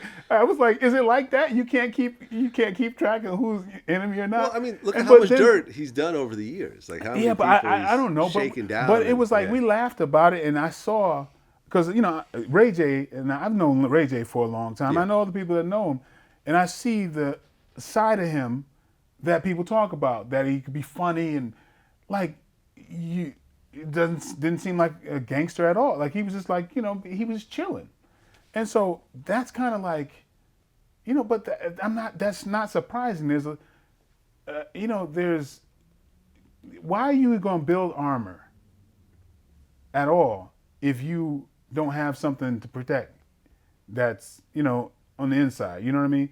These people that have all this, you know, like I say, armor, a lot of times they're the nicest people you ever want to meet. Look at Mike Tyson. He's one of the first people that you can see publicly that will go into tears, you know, because there's such a heart on the guy. But if you look at all the roughest cats, usually they harbor the heart of an artist, I feel. Like myself included. You know, shit, what I'll do for my friends, you know, like there's the armor and then there's what's underneath it. And so I saw in him, in that funny moment, we laughed about it. Ever since I seen him after that, we just kind of laughed about it, but it felt like, we know, it was a connection.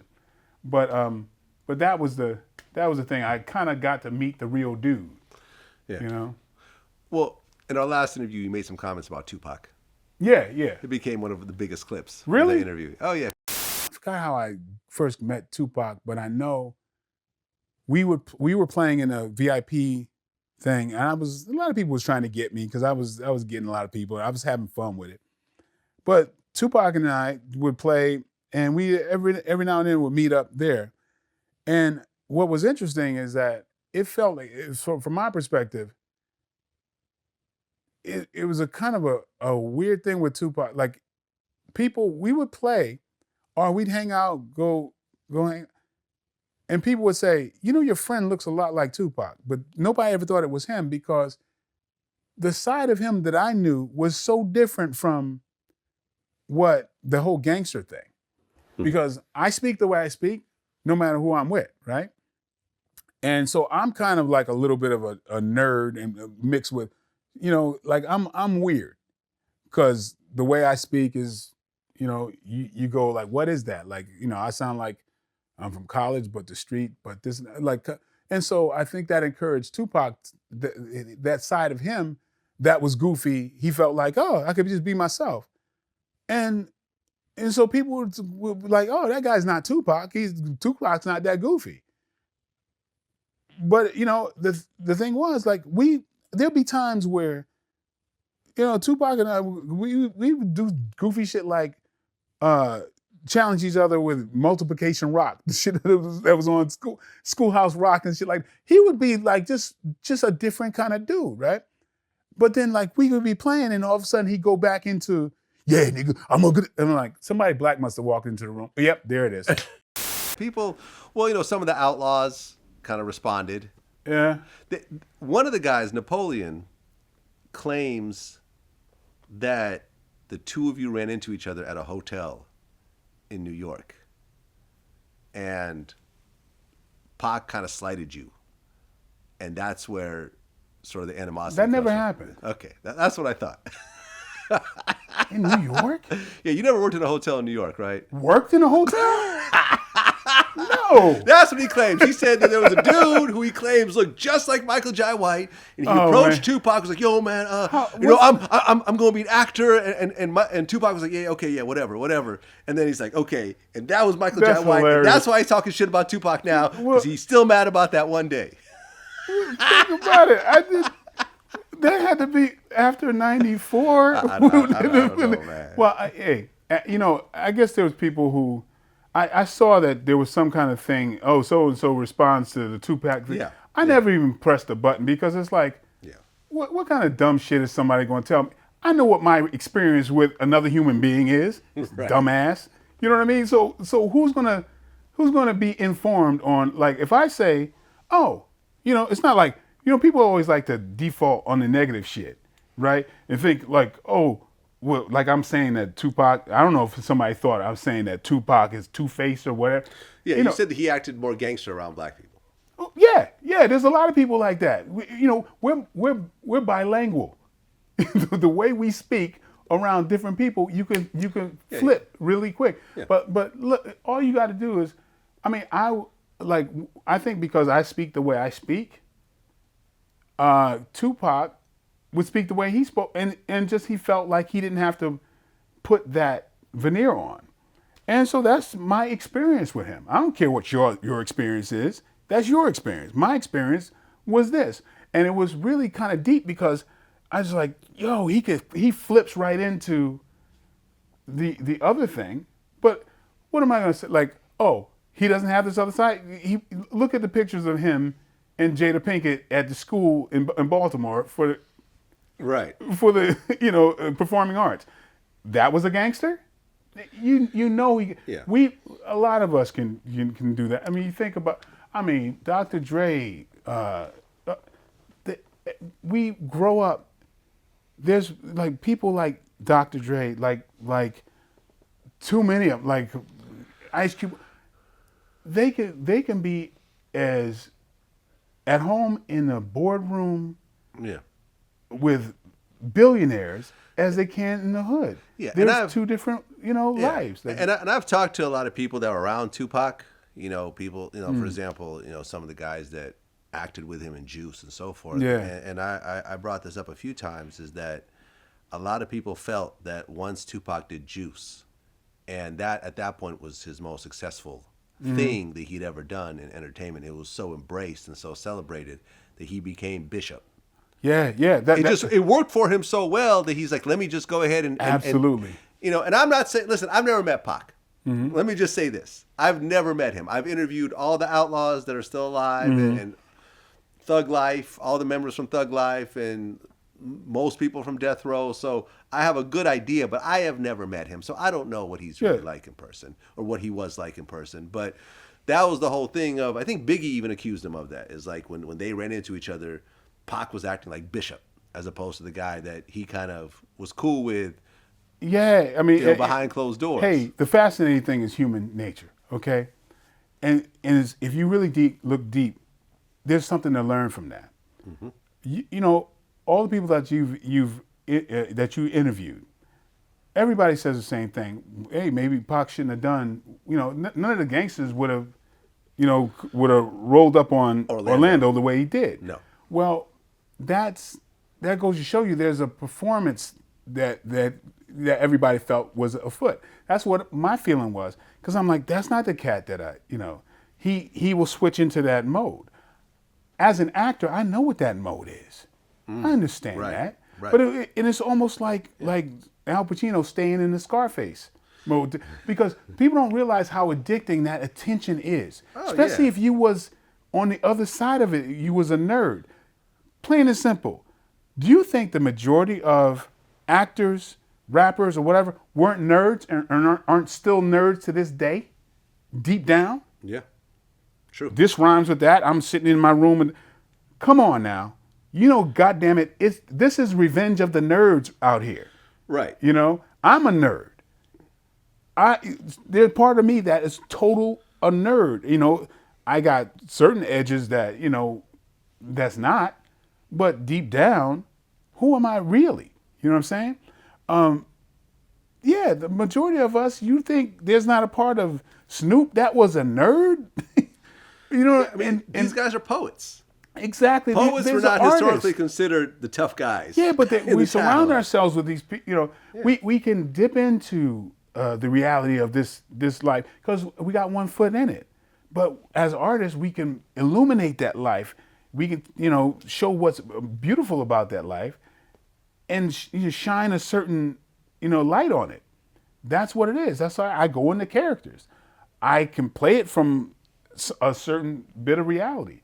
We all have that kind of thing, but then the message is, look, here's a human being that it got caught up with the accolades of these people that he admired, which were gangsters. To a lot of degree, they say the same thing about Suge. That here's a middle class guy from a middle class neighborhood who could brave the other side in a leadership way. The man I met at Joffrey's was, I feel like he let he could let his guard down and show who he really is. It ain't just, that's the thing. It ain't just, you ain't just one thing, And you a leader, you got leadership qualities in a lot of different categories. That's just what it is. And that's why he and I can, respect and understand each other, because we all have that. But bro, no bullshit. What everybody used to say to me and I think Tupac and I hung out maybe 4 or 5 times. Mm-hmm. What everybody used to say, your friend looks a lot like Tupac. The reason they said that is because who they were witnessing could not possibly be Tupac to them. Right, that's not the hit 'em up guy that they saw. Yeah, they're going, oh, your buddy looks like. We would play pool at House of Billiards. Because it was like he was getting his pool game. We had fun doing that. So, he was dating somebody I knew, and we, the girl I was dating, we'd all hang out, and it was like, never for a moment was he the rapper dude to me, at all. And he used to go head to head with me with the Schoolhouse Rock jingles. I thought I knew all of them. It's some silly shit that we would do. Junction. It was some silly shit, and people would go, "That guy looks like Tupac," but it couldn't possibly be. There's dichotomy. There's levels to people. That's just what it is. People don't like the whole thing with Bruce Lee or whoever. No, people don't want to. They're heroes. They don't want to look at them in a different way. But right. God damn it, they're human people beings. Are still mad at you and saying that you could beat them. Right. Even though you're twice his weight. Yeah, and I see the comments like, weight does not matter when it comes to martial arts. Yes, and they someone that's 100 pounds could easily beat up someone 250 with the right technique. Right. Like, I don't know about that. That's never happened. I don't know about in that. human history. Don't know about that. With 2 real fighters. Right. Yeah. Maybe a civilian and a trained fighter, but not 2 real fighters. But I said it was my bad. I shouldn't have said that shit. I shouldn't have said that to people who don't understand what fighting is. Well, you refer to yourself as the dumbest man in Black Hollywood when it came to celebrity women. Yes, yeah. I was dumb as hell when I came to town. Like, honestly, man, like, I mean, you know, we growing up, like, you know, you had to know what you're doing. Like, I started early. I was dating grown ass women real early, right? Because when I was 15, You're the baby. yeah, but my students, I had students that were grown, and so there's people.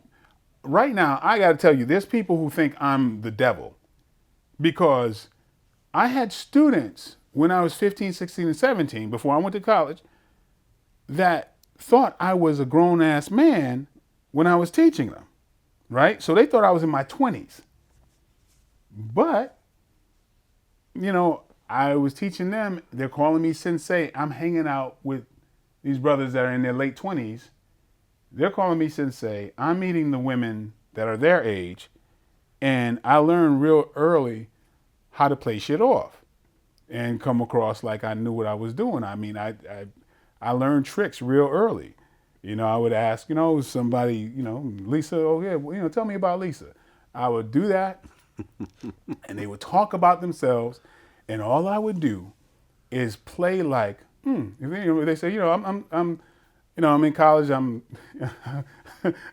majoring in computer science. I go, oh, computer science, huh? Mm-hmm. That's good.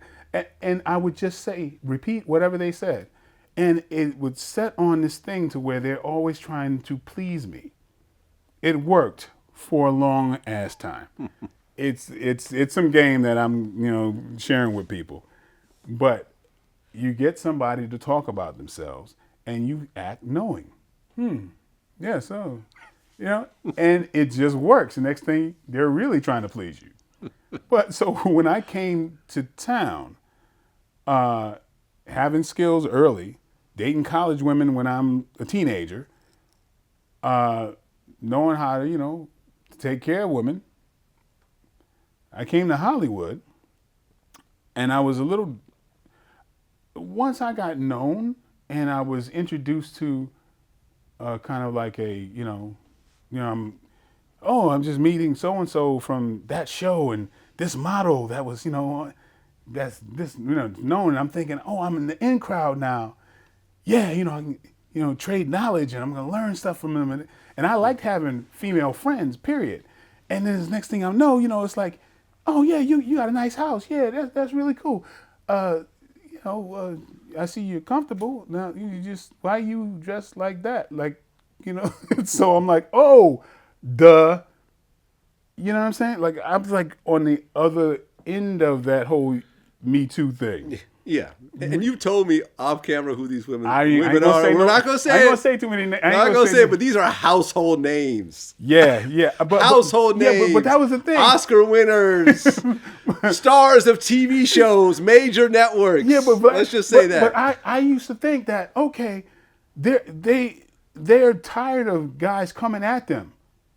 You know, there's guys always trying to get at them. So I thought, oh, this is cool because I can just be your friend. You know, I ain't trying to get at you. I'm doing my own thing anyway. And next thing you know, like, you know, that's not what they would. I'm talking about real stupid. I can say, just because there's some people are my good friends now. Like, I'd be so dumb, and it'd be like, yeah, you know, and like I wouldn't get hints. So I'm thinking they talk to everybody like this, but usually it would come down to, hey, could you help me work out? And I'm like, oh, sure, yeah, I know all about this. At your house, yeah, sure. So it's like that kind of thing, like, you know. You know, I can say this name because people know we dated, like AJ Johnson. We were, I mean, you know, I knew her from House Party. Oh, that's the girl from House. We're buddies, and we're, you know, we're working out together. And the next thing you know, she's got this movie, and then she's like, oh, you know, we're doing so great, the working out thing. You know, why don't you come and train me, you know, while I'm doing this movie out here? So she flies me out, and I'm like, cool, yeah. So where's my room? Dumb as hell, right? I flew you out, motherfucker. Yeah, stupid. I'm like, oh, okay, duh. We're friends to this day. You know, Yeah. but By the way, I looked at a recent picture of her. She looks great yeah. at 57. But you know what? I have to take some pride in that because I introduced her into the whole fitness thing. But but I'm pretty proud of that because I introduced her to fitness. Because I mean, when I was training her, I really taught her about nutrition and how it worked, and I guess things just kind of built from there. But when I would meet famous women, I would think that, and I didn't look at myself as like, I don't know, I just thought they really respected a man who's not treating them like an object. So, but like to this day, another friend of mine, we're friends now, whatever. But before you go on, Yeah. With this point, this is what AJ Johnson looks like these days. yeah, Wow, yeah, the 6-pack. I'm jealous of. yeah. the That looks like an 6-pack 8-pack right there. That's a 24-pack. Yeah, well, it went from There's me, like packs on the side, and I was even. it went from me training her to asking advice because she kept running with it, Yeah, and she ran with it. Let me tell you, she was training. I don't want to mention it. She started training who's who, as in like Yeah, I bet. as Looking in like- first lady. she looks like that. Oh, Michelle Obama. Yeah. She. And I was absolutely proud because I feel like, oh wow, I had something to do with that, to some degree. But I mean, I was the dumbest guy in Hollywood because I just did not think of myself as a catch or anything. I just really didn't think anything about that. One person who bridled me with the name Dumb and Happy. We're friends. We're like we're like relatives now. Is Tony Braxton used to call me Happy. Because she just thought that was her word for just me being dumb. Because, I remember she was telling me, because I was talking about another relationship that I had and that, I didn't get any hints. And I was with someone that you know of, but to their house late at night. And Tony is telling me, well, that's the first hint. No woman is going to have you at their place at 11:30 at night without something on their mind. And I'm like, Tony, what are you talking about? I'm in your hotel and it's 2:30 in the morning right now. And she was like, you're just stupid. You're just happy. And that's where I got that nickname. Like, she's like, you're just dumb. So, and I think she stopped calling me Happy maybe a couple years ago. But we've known each other. We've known each other close to like 21 years now. Well, since our last interview, Chadwick Boseman passed away at 43 years old, 4 years younger than me. Yeah. 4 years younger, and when you see him in Black Panther, this guy is ripped, looks like he's in great shape, looks healthy. And I remember there were some pictures that started to surface of him, like. Doing like a Zoom interview or something, and people were making fun of how skinny he was. Like, he looks cracked out. He looks, he's on drugs. Everybody thought it was for a role or something. Or maybe just he had gone through some rough patches, but then you find out it was actually colon cancer. And he dies at 43. Man. And now people are wondering what's going to happen with the Black Panther franchise, whether they're going to have a new Black Panther or whether the sisters, I think in the comic book, his sister becomes the new Black Panther. Did you know him at all? No, I did not know Chadwick. I've never met him. Yeah. Never met him. Did you try out for Black Panther at all? Or No. Was there no talk of that? I met for Black Panther years earlier. I met the Marvel people. That was like around when I did... after I did Black Dynamite. But it was, something that was swirling around for quite some time. But no, I didn't meet for... Terry Crews said that he wants to rebrand the word coon to conquer our own negativity. He also recently said you aren't officially black and successful until you get called a coon. I really hope to God He should stop. remember how Tupac kind of like create his own acronym for the N-word? Like No, I don't. Never Yeah. ignorant, getting goals, something, goals accomplished. You know. Yeah. Yeah, never ignorant, getting goals accomplished. Oh boy. Now you could potentially see someone with a T-shirt that says that if they're a big Tupac fan. I really hope that no I one. would hate that. Yeah. Don't try to change that goddamn word. Yeah, I really hope no one wears a Terry Crews version of that word. I hope not. On a shirt. I really hope not. And oh no. and you know Terry, right? Yeah, I do. I don't. Why do you think that he's pandering in such a way, over and over again? I mean, maybe he's just trying to spin things.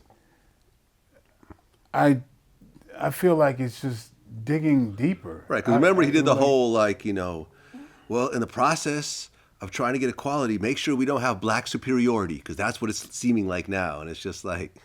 Hey man, as a friend of mine, I don't agree with that stuff at all. I don't agree. I mean, there may be a method to his thing. I mean, he's doing well for his family, and maybe he just doesn't care. I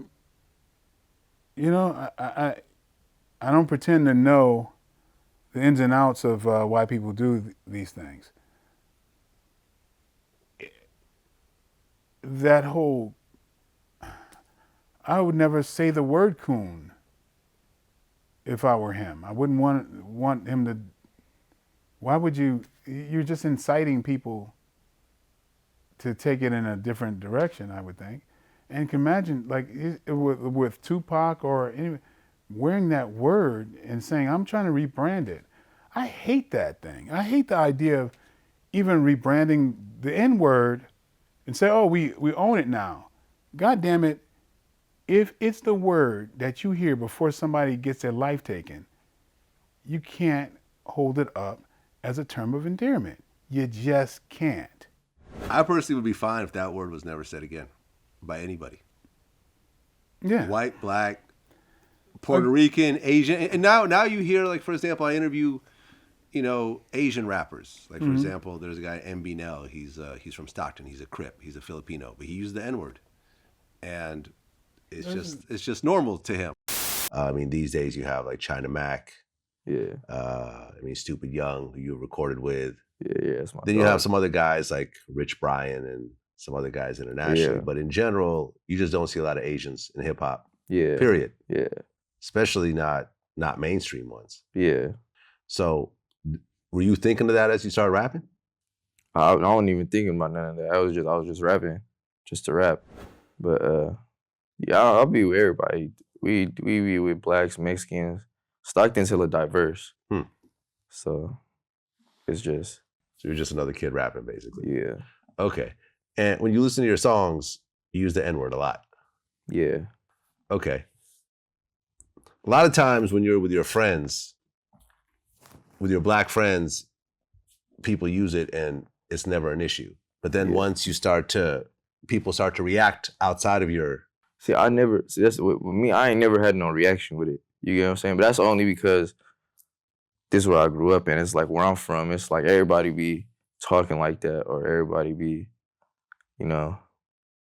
it's like, it's just emmed in my brain. Like, that's what I grew up around. That's how everybody talked. Yeah, I mean, Stupid Young, same thing. He pretty much told me the same type of story. No one really trips. Yeah, and to be 100% honest, it's like, no one's gonna really like change my mind about it. Like, it's like, you feel me? Like folks already don't like me just based on, so it's like I don't care. Like, you know what I'm saying? Like, not no like trying to be disrespectful or not. It's just that's just how I grew up. My environment I'm around, how I talk. That's how I grew up talking around everybody. It's just disrespectful. So what it is to you, like, supersedes what it is to anybody else. Fuck you. That's my attitude with it. Oh, you want to hold it up? You get busted in your face. There you go. That's just how things. That's what the real world is like. Oh, it didn't mean anything to you. Well, guess what? It meant something to that person that bust you in your goddamn face. All right. No, so things find its own balance, right? There it is. Law of nature. You know, whatever it means to you supersedes everything else. That's that asshole quality that, I don't know, it's like an assholishness that's present in society that's never been this way before. You know, but hey, there's a way that, you know, water finds its own level. Yeah, and then you have things like Kanye trying to say that Harriet Tubman didn't actually free the slaves. She just brought them to go work for another white man. Remember what I was talking about, where people around you don't check you? Don't check you. I mean, the more powerful you are, the more I mean, first of all, the people that can check you or who should be checking you, they get banished to the cornfield, basically. You know, that's an old Twilight Zone reference, but, you know, I'm telling you my age. But, you know, you get a lot of the people that get rid of them because it's not appeasing their ego. And that happens to a lot of people, powerful people, whether they're in the industry or not, or because when people get rich or whatever, it just exposes who you really are. You know, if you're a really nice person, you get a lot of money, you do a lot of really nice things. If you're an asshole, or, you know, which a lot of people are, you're a nerd, you're insecure before you got money, guess what happens when you get money? Your insecurity is just played out, okay?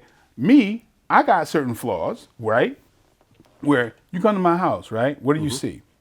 I got kind of surveillance, right? I got like cameras and, you know, we kind of have that in common to some degree. Leave it up to me, guess what? I'm a billionaire. I wouldn't have a problem having a goddamn moat in a drawbridge.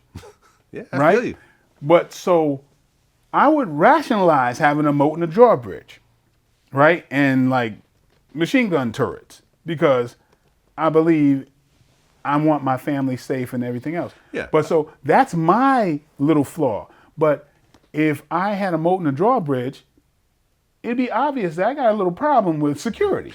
Right. Like right? For example, Jeff Bezos has a salary of $80,000 per year, but 1.6 million is spent on personal security per year for him. So he is the richest man in the world. Yeah. And he runs one of the 1 or 2 or 3 most valuable companies on earth. And that's how you see what the person is, because now they have the money to exploit who they are, and then they don't notice it. You know, like I say, I wouldn't think it was strange to, you know, drive around in an armored vehicle, but other people were like, "What the hell's wrong with this dude driving around in a goddamn armored vehicle?" See what I'm saying? Yeah. So, but like, and plus, I'd be, you know, my personality would be played all out there. Right. So a lot of people that didn't have women when they were, you know, didn't have power, what's the first thing they do? They go crazy. They go crazy, and they impregnate everybody. Yeah, that, you know, so they're like Future. They have like 6 kids with 6 different baby mothers. so, and they don't even notice how on display they are. Yeah. That's just what it is, you know. Power corrupts, and it exposes your strengths and your weaknesses. Well, how many films did you do with Tyler Perry? 2. 2? And then 6 seasons of a series. Right. So you guys really know each other. Kind of, yeah, I would say, yeah. You guys work together a lot. Yeah. He just became the newest Hollywood billionaire. Yeah. Which, to me, is such an inspiration. Because I feel like what we do is different, but it's still along the same lines. Like, he built a billion-dollar media empire. And there's like the breakdown of his fortune, which I looked up. Yeah, like for example, his library is worth $320 million. You know, all his movies, which he owns. You know, his studio, which you've been to. Yeah. $280 million. Yep, that's the biggest studio in the country. Which used to be a Confederate military base. Yeah, absolutely. Yeah. You really repurposed the shit out of it. Oh, yes, he did. Yes, he did. Yep. Cash and investments, like his stock, is worth about $300 million. I want everyone to pay very close attention to that, because everyone you see in this billion-dollar category has a massive stock portfolio. Right. Just so y'all know. His homes and toys is $40 million. And he has a stake in BET Plus, which is worth $60 million. I'm just stunned, man. I'm stunned and I'm impressed. I've never met the guy myself, but such an accomplishment to think that this guy started doing low budget plays. Yes, he did. Yeah. In the hood. Yep.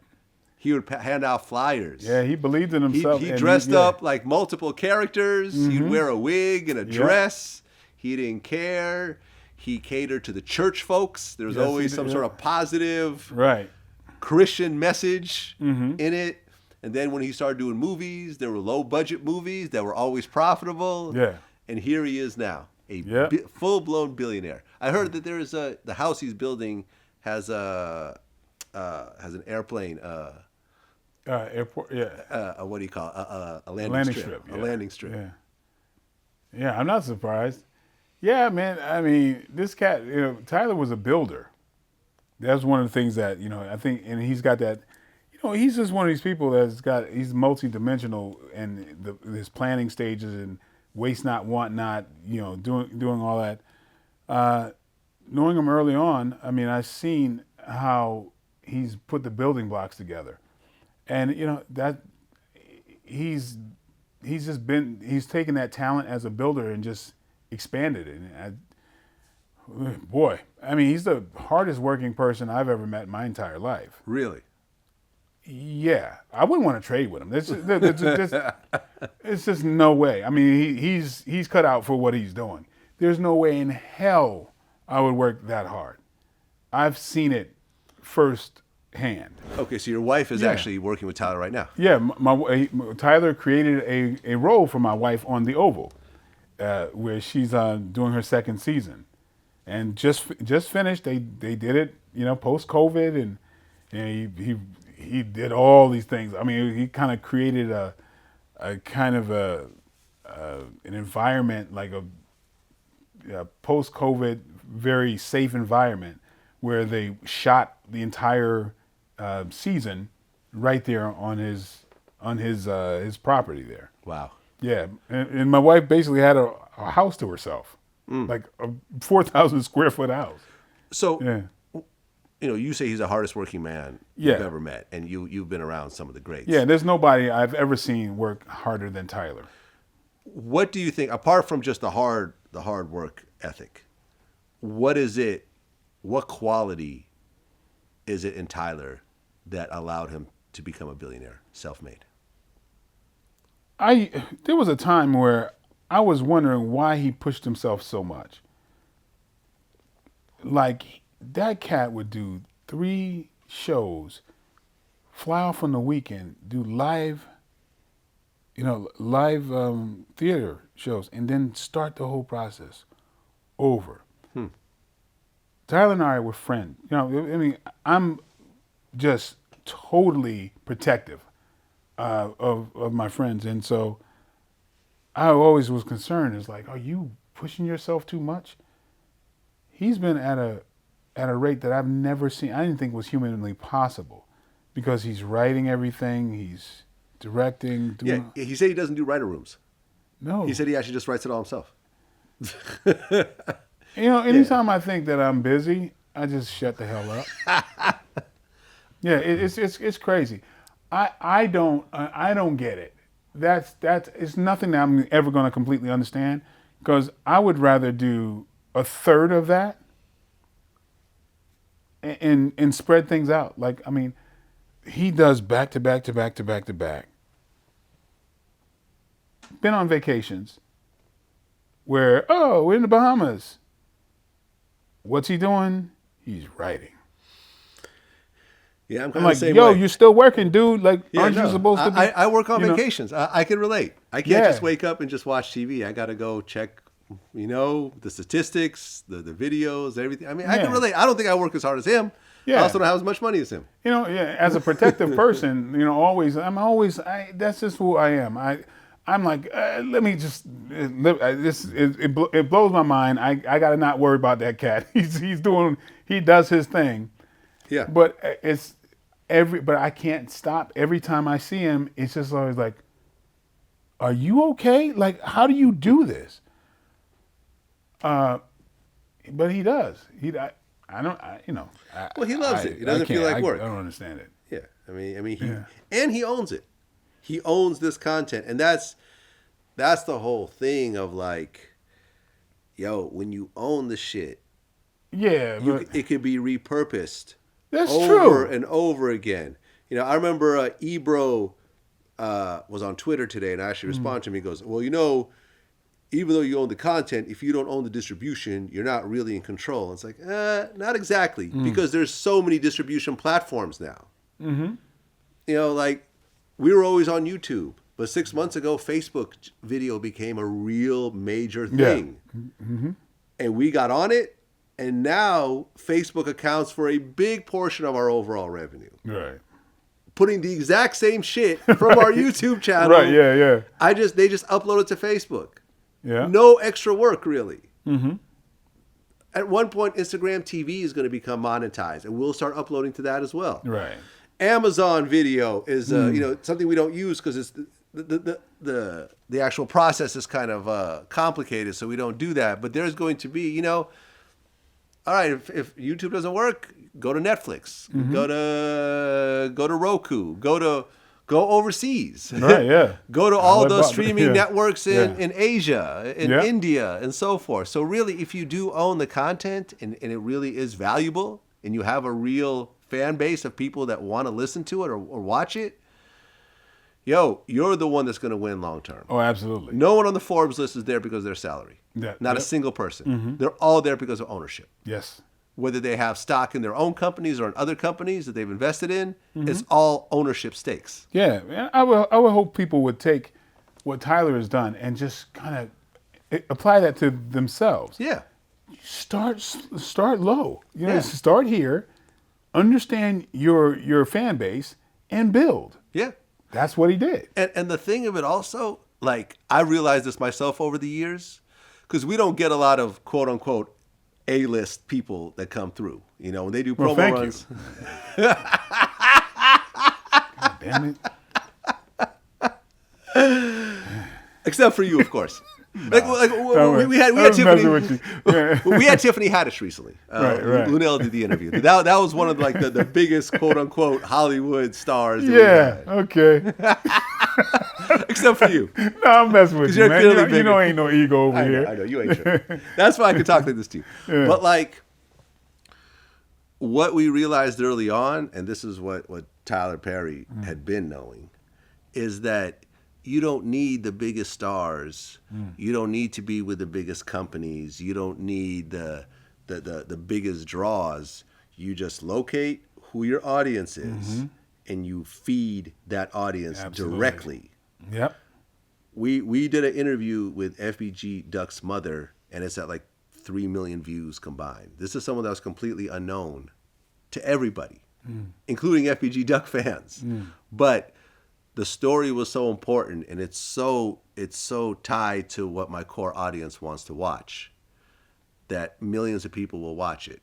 Our biggest interviews are with people you've never heard of before. You didn't know that you wanted to watch this until you started watching it, and then it's like, oh my God, this is the most incredible thing I've ever watched. Tyler got it. He knows.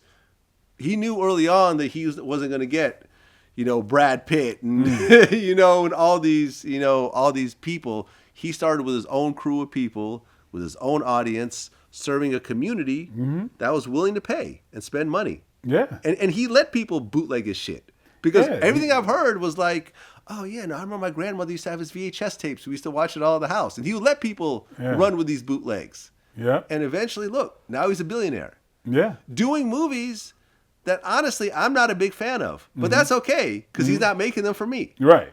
That's cool. Right. He did it without all the Hollywood check marks. Yeah. You know what I mean? Like, his movies don't have the highest paid people. Like the guys that are getting 20, 30 million a year. I mean, a movie. He's never done Will Smith, right? Will Smith's never been in any of his movies. No, not that I know of. Has Jamie Foxx ever done any of his movies? No. See, this is what I'm saying. You would think, okay, well, now I'm big. Now I'm going to get the Jamie Foxx and the Will Smiths. Nah.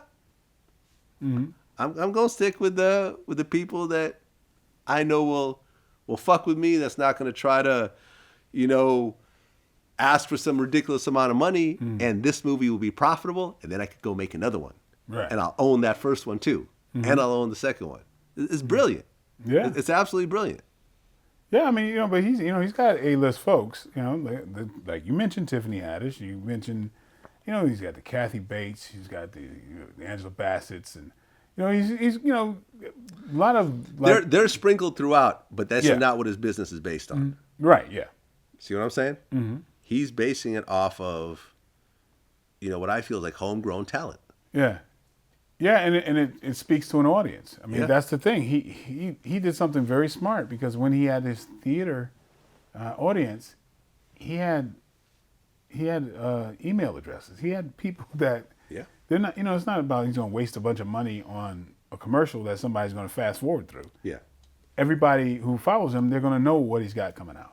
Yeah, I would love to just sit down with him at one point and just sort of, for us to pick each other's brains to see sort of what we did. Not to say I'm at the same level as he has, but I created a pretty major company over 12 years from the ground up. What it is. I mean, the key thing to Tyler is that he's really smart. That's really. Yeah. He knows people. He knows. He writes for people that he gets. I mean, he has connects to back what we were talking about. He connects with somebody's humanity, and he can write from that. He's got his talent for doing that to such a degree. He reaches people. I may not reach everybody, but he damn sure reaches his core audience. That's all you need.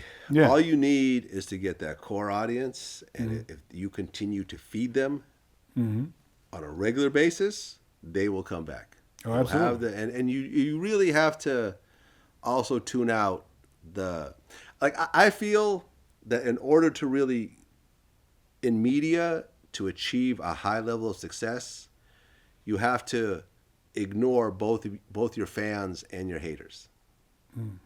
Because neither one of them are going to give you an accurate description, an accurate temperature in terms of what you should and should not be doing. Well, the numbers, I think the numbers are the ones that are going to tell you the true story. Right, yeah. Because your fans will love everything you do, no matter how whack it is. Yeah, You're true hardcore fans. Yeah. And your haters will always find something wrong with what you're doing. The haters are always going to be there. But the thing is, to check your metrics. When you do this, the fans respond.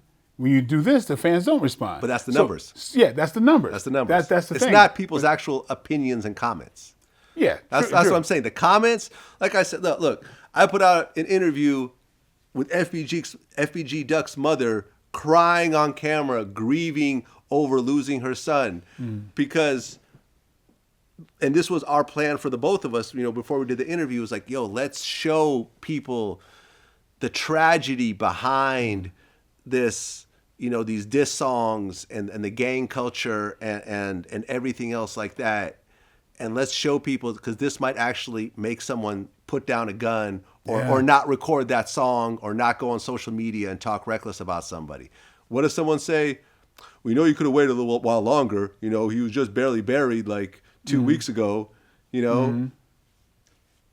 So should I wait another month? It's like, I hope my mom don't go on VladTV, if I get killed, to talk about my business. And it's like I said, if I pay attention to that might make me alter what I do. Yeah, but don't let it's like a 5% dumbass, quotient. It's higher, but the dumbasses are louder than everyone else. Yeah, that's what I'm saying. That's the thing. But you got to the dumbasses balance have the it loudest out. voices. Yeah, you got just one idiot in the room can trash the room. Right. Like one troll.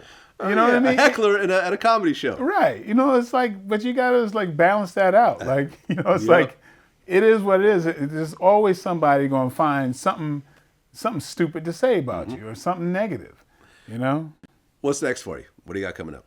Well, I got 4 different movies. The Outlaw Johnny Black. What's up with that? First of all, we're gonna fuck those other movies. I want to know about my favorite. Yeah, well, I got some announcements that's going to be coming up. But, okay. Well, yeah, the Outlaw Johnny Black. That is going to be. We're going to look at it. We're strategically looking at next year. Of course, with the COVID thing, we have to really kind of plan out, in a different kind of way.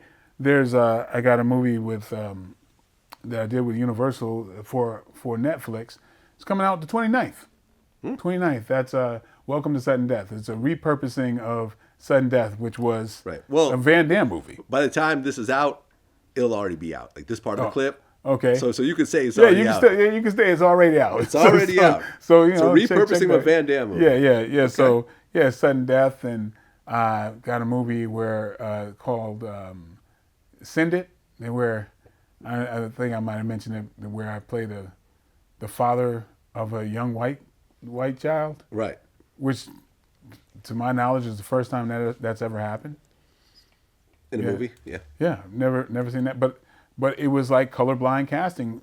Yeah, I shot this movie 2 years ago. It's not out yet, though. No, it's not out yet. But the makers, the producer and director basically chose me because they just thought I fit the part, and it was not about a race thing. And there's no explanation saying, well, it's actually the stepfather who was friends with the real father. Well, yeah. So what the movie's about is my best friend from the Navy SEALs passes away during battle, and you adopt a son. Yeah, his son is quite young. He's a baby basically, and I leave the force, the armed forces, and raise his child as my own, and I was really honored because, the producer came to me, basically said that I think you're right for this role, regardless of race. We just wanted somebody who felt like they had the nurturing character, and nurturing characteristics, as well as the physical and disciplinary acumen for this character. So I was like, whoa, that's cool. That's a big difference from years ago, a studio boss telling me, hey man, you could be bigger than Tom Cruise, too bad you're black. Or saying that you need to help us find the white version of you. Somebody who can do action and acting and and think nothing of it. Like they didn't say anything weird to me. So, things are looking up a little bit. Well, listen, man, you're always doing dope projects. I saw a little bit of The Outlaw Johnny Black. I was hoping I'd be in it, but unfortunately that didn't work out. Maybe the next one. Well, we'll I'm a little slimmer now, so I'm a little more camera ready for my close-up. Yeah, but that's cool. Because I was such a big fan of Black Dynamite. Yeah, well, I got some good news on that front. What's that? Yeah, we gonna. Well, it should be. By the time this is out, it should be kind of known that I'm stepping into doing the sequel to it. Black Dynamite 2. Yes, sir. Right, I got to be in that. Yes, okay. Let me just put my foot down right now. Not a problem. Not a problem, bro. Whoever you want me to play, the guy that sweeps up in the back with one or two speaking lines. I'll be a little slimmer by then too, so I'll be, looking good. If you need me to shave my beard or whatever. Yeah, I think that was the problem with Outlaw Johnny Black, my beard. No. No? One of the things is this. It was like once we had to start, it was just, man, we had so many curves thrown. Yeah. And it was like, being a director, writer, and star of it, it was just a machine that just was getting away. And being a freaking Western, I've never been in a Western, much less directed one. Right. Right. So there's so many things that go. Learn how to shoot. The horses gotta take a break, and we gotta do this, and then this crane is not acting. It's just so many things. It was insane, but very I was very happy about it. But the particular scene that I had in mind for you got cut in the first place. It was like we were just running way too long. I was supposed to be the reporter, right? I want you to be the guy that was the guy running the telegraph office. Okay, right. But we had to cut it out for other, but good. Yeah, good. That's why. Yeah. Well, Michael Jai White, man, always a pleasure, always an honor, man. One of my real friends who we hang out with whenever we can. Man, listen, congrats on everything you've been doing. Sounds like you got a lot of dope ass projects. Yes, sir. Yes, coming sir. up, man. I'm blessed. You stay working. Yeah. You stay elevating, and man, great at your craft. Yeah, you're great at yours, man. Thanks for this platform, and at the highest level, man, maybe, I mean, I think this could really do people a lot of good. Right. You know? So, Thank you. thank you for that. That's what it is. Yeah. Peace.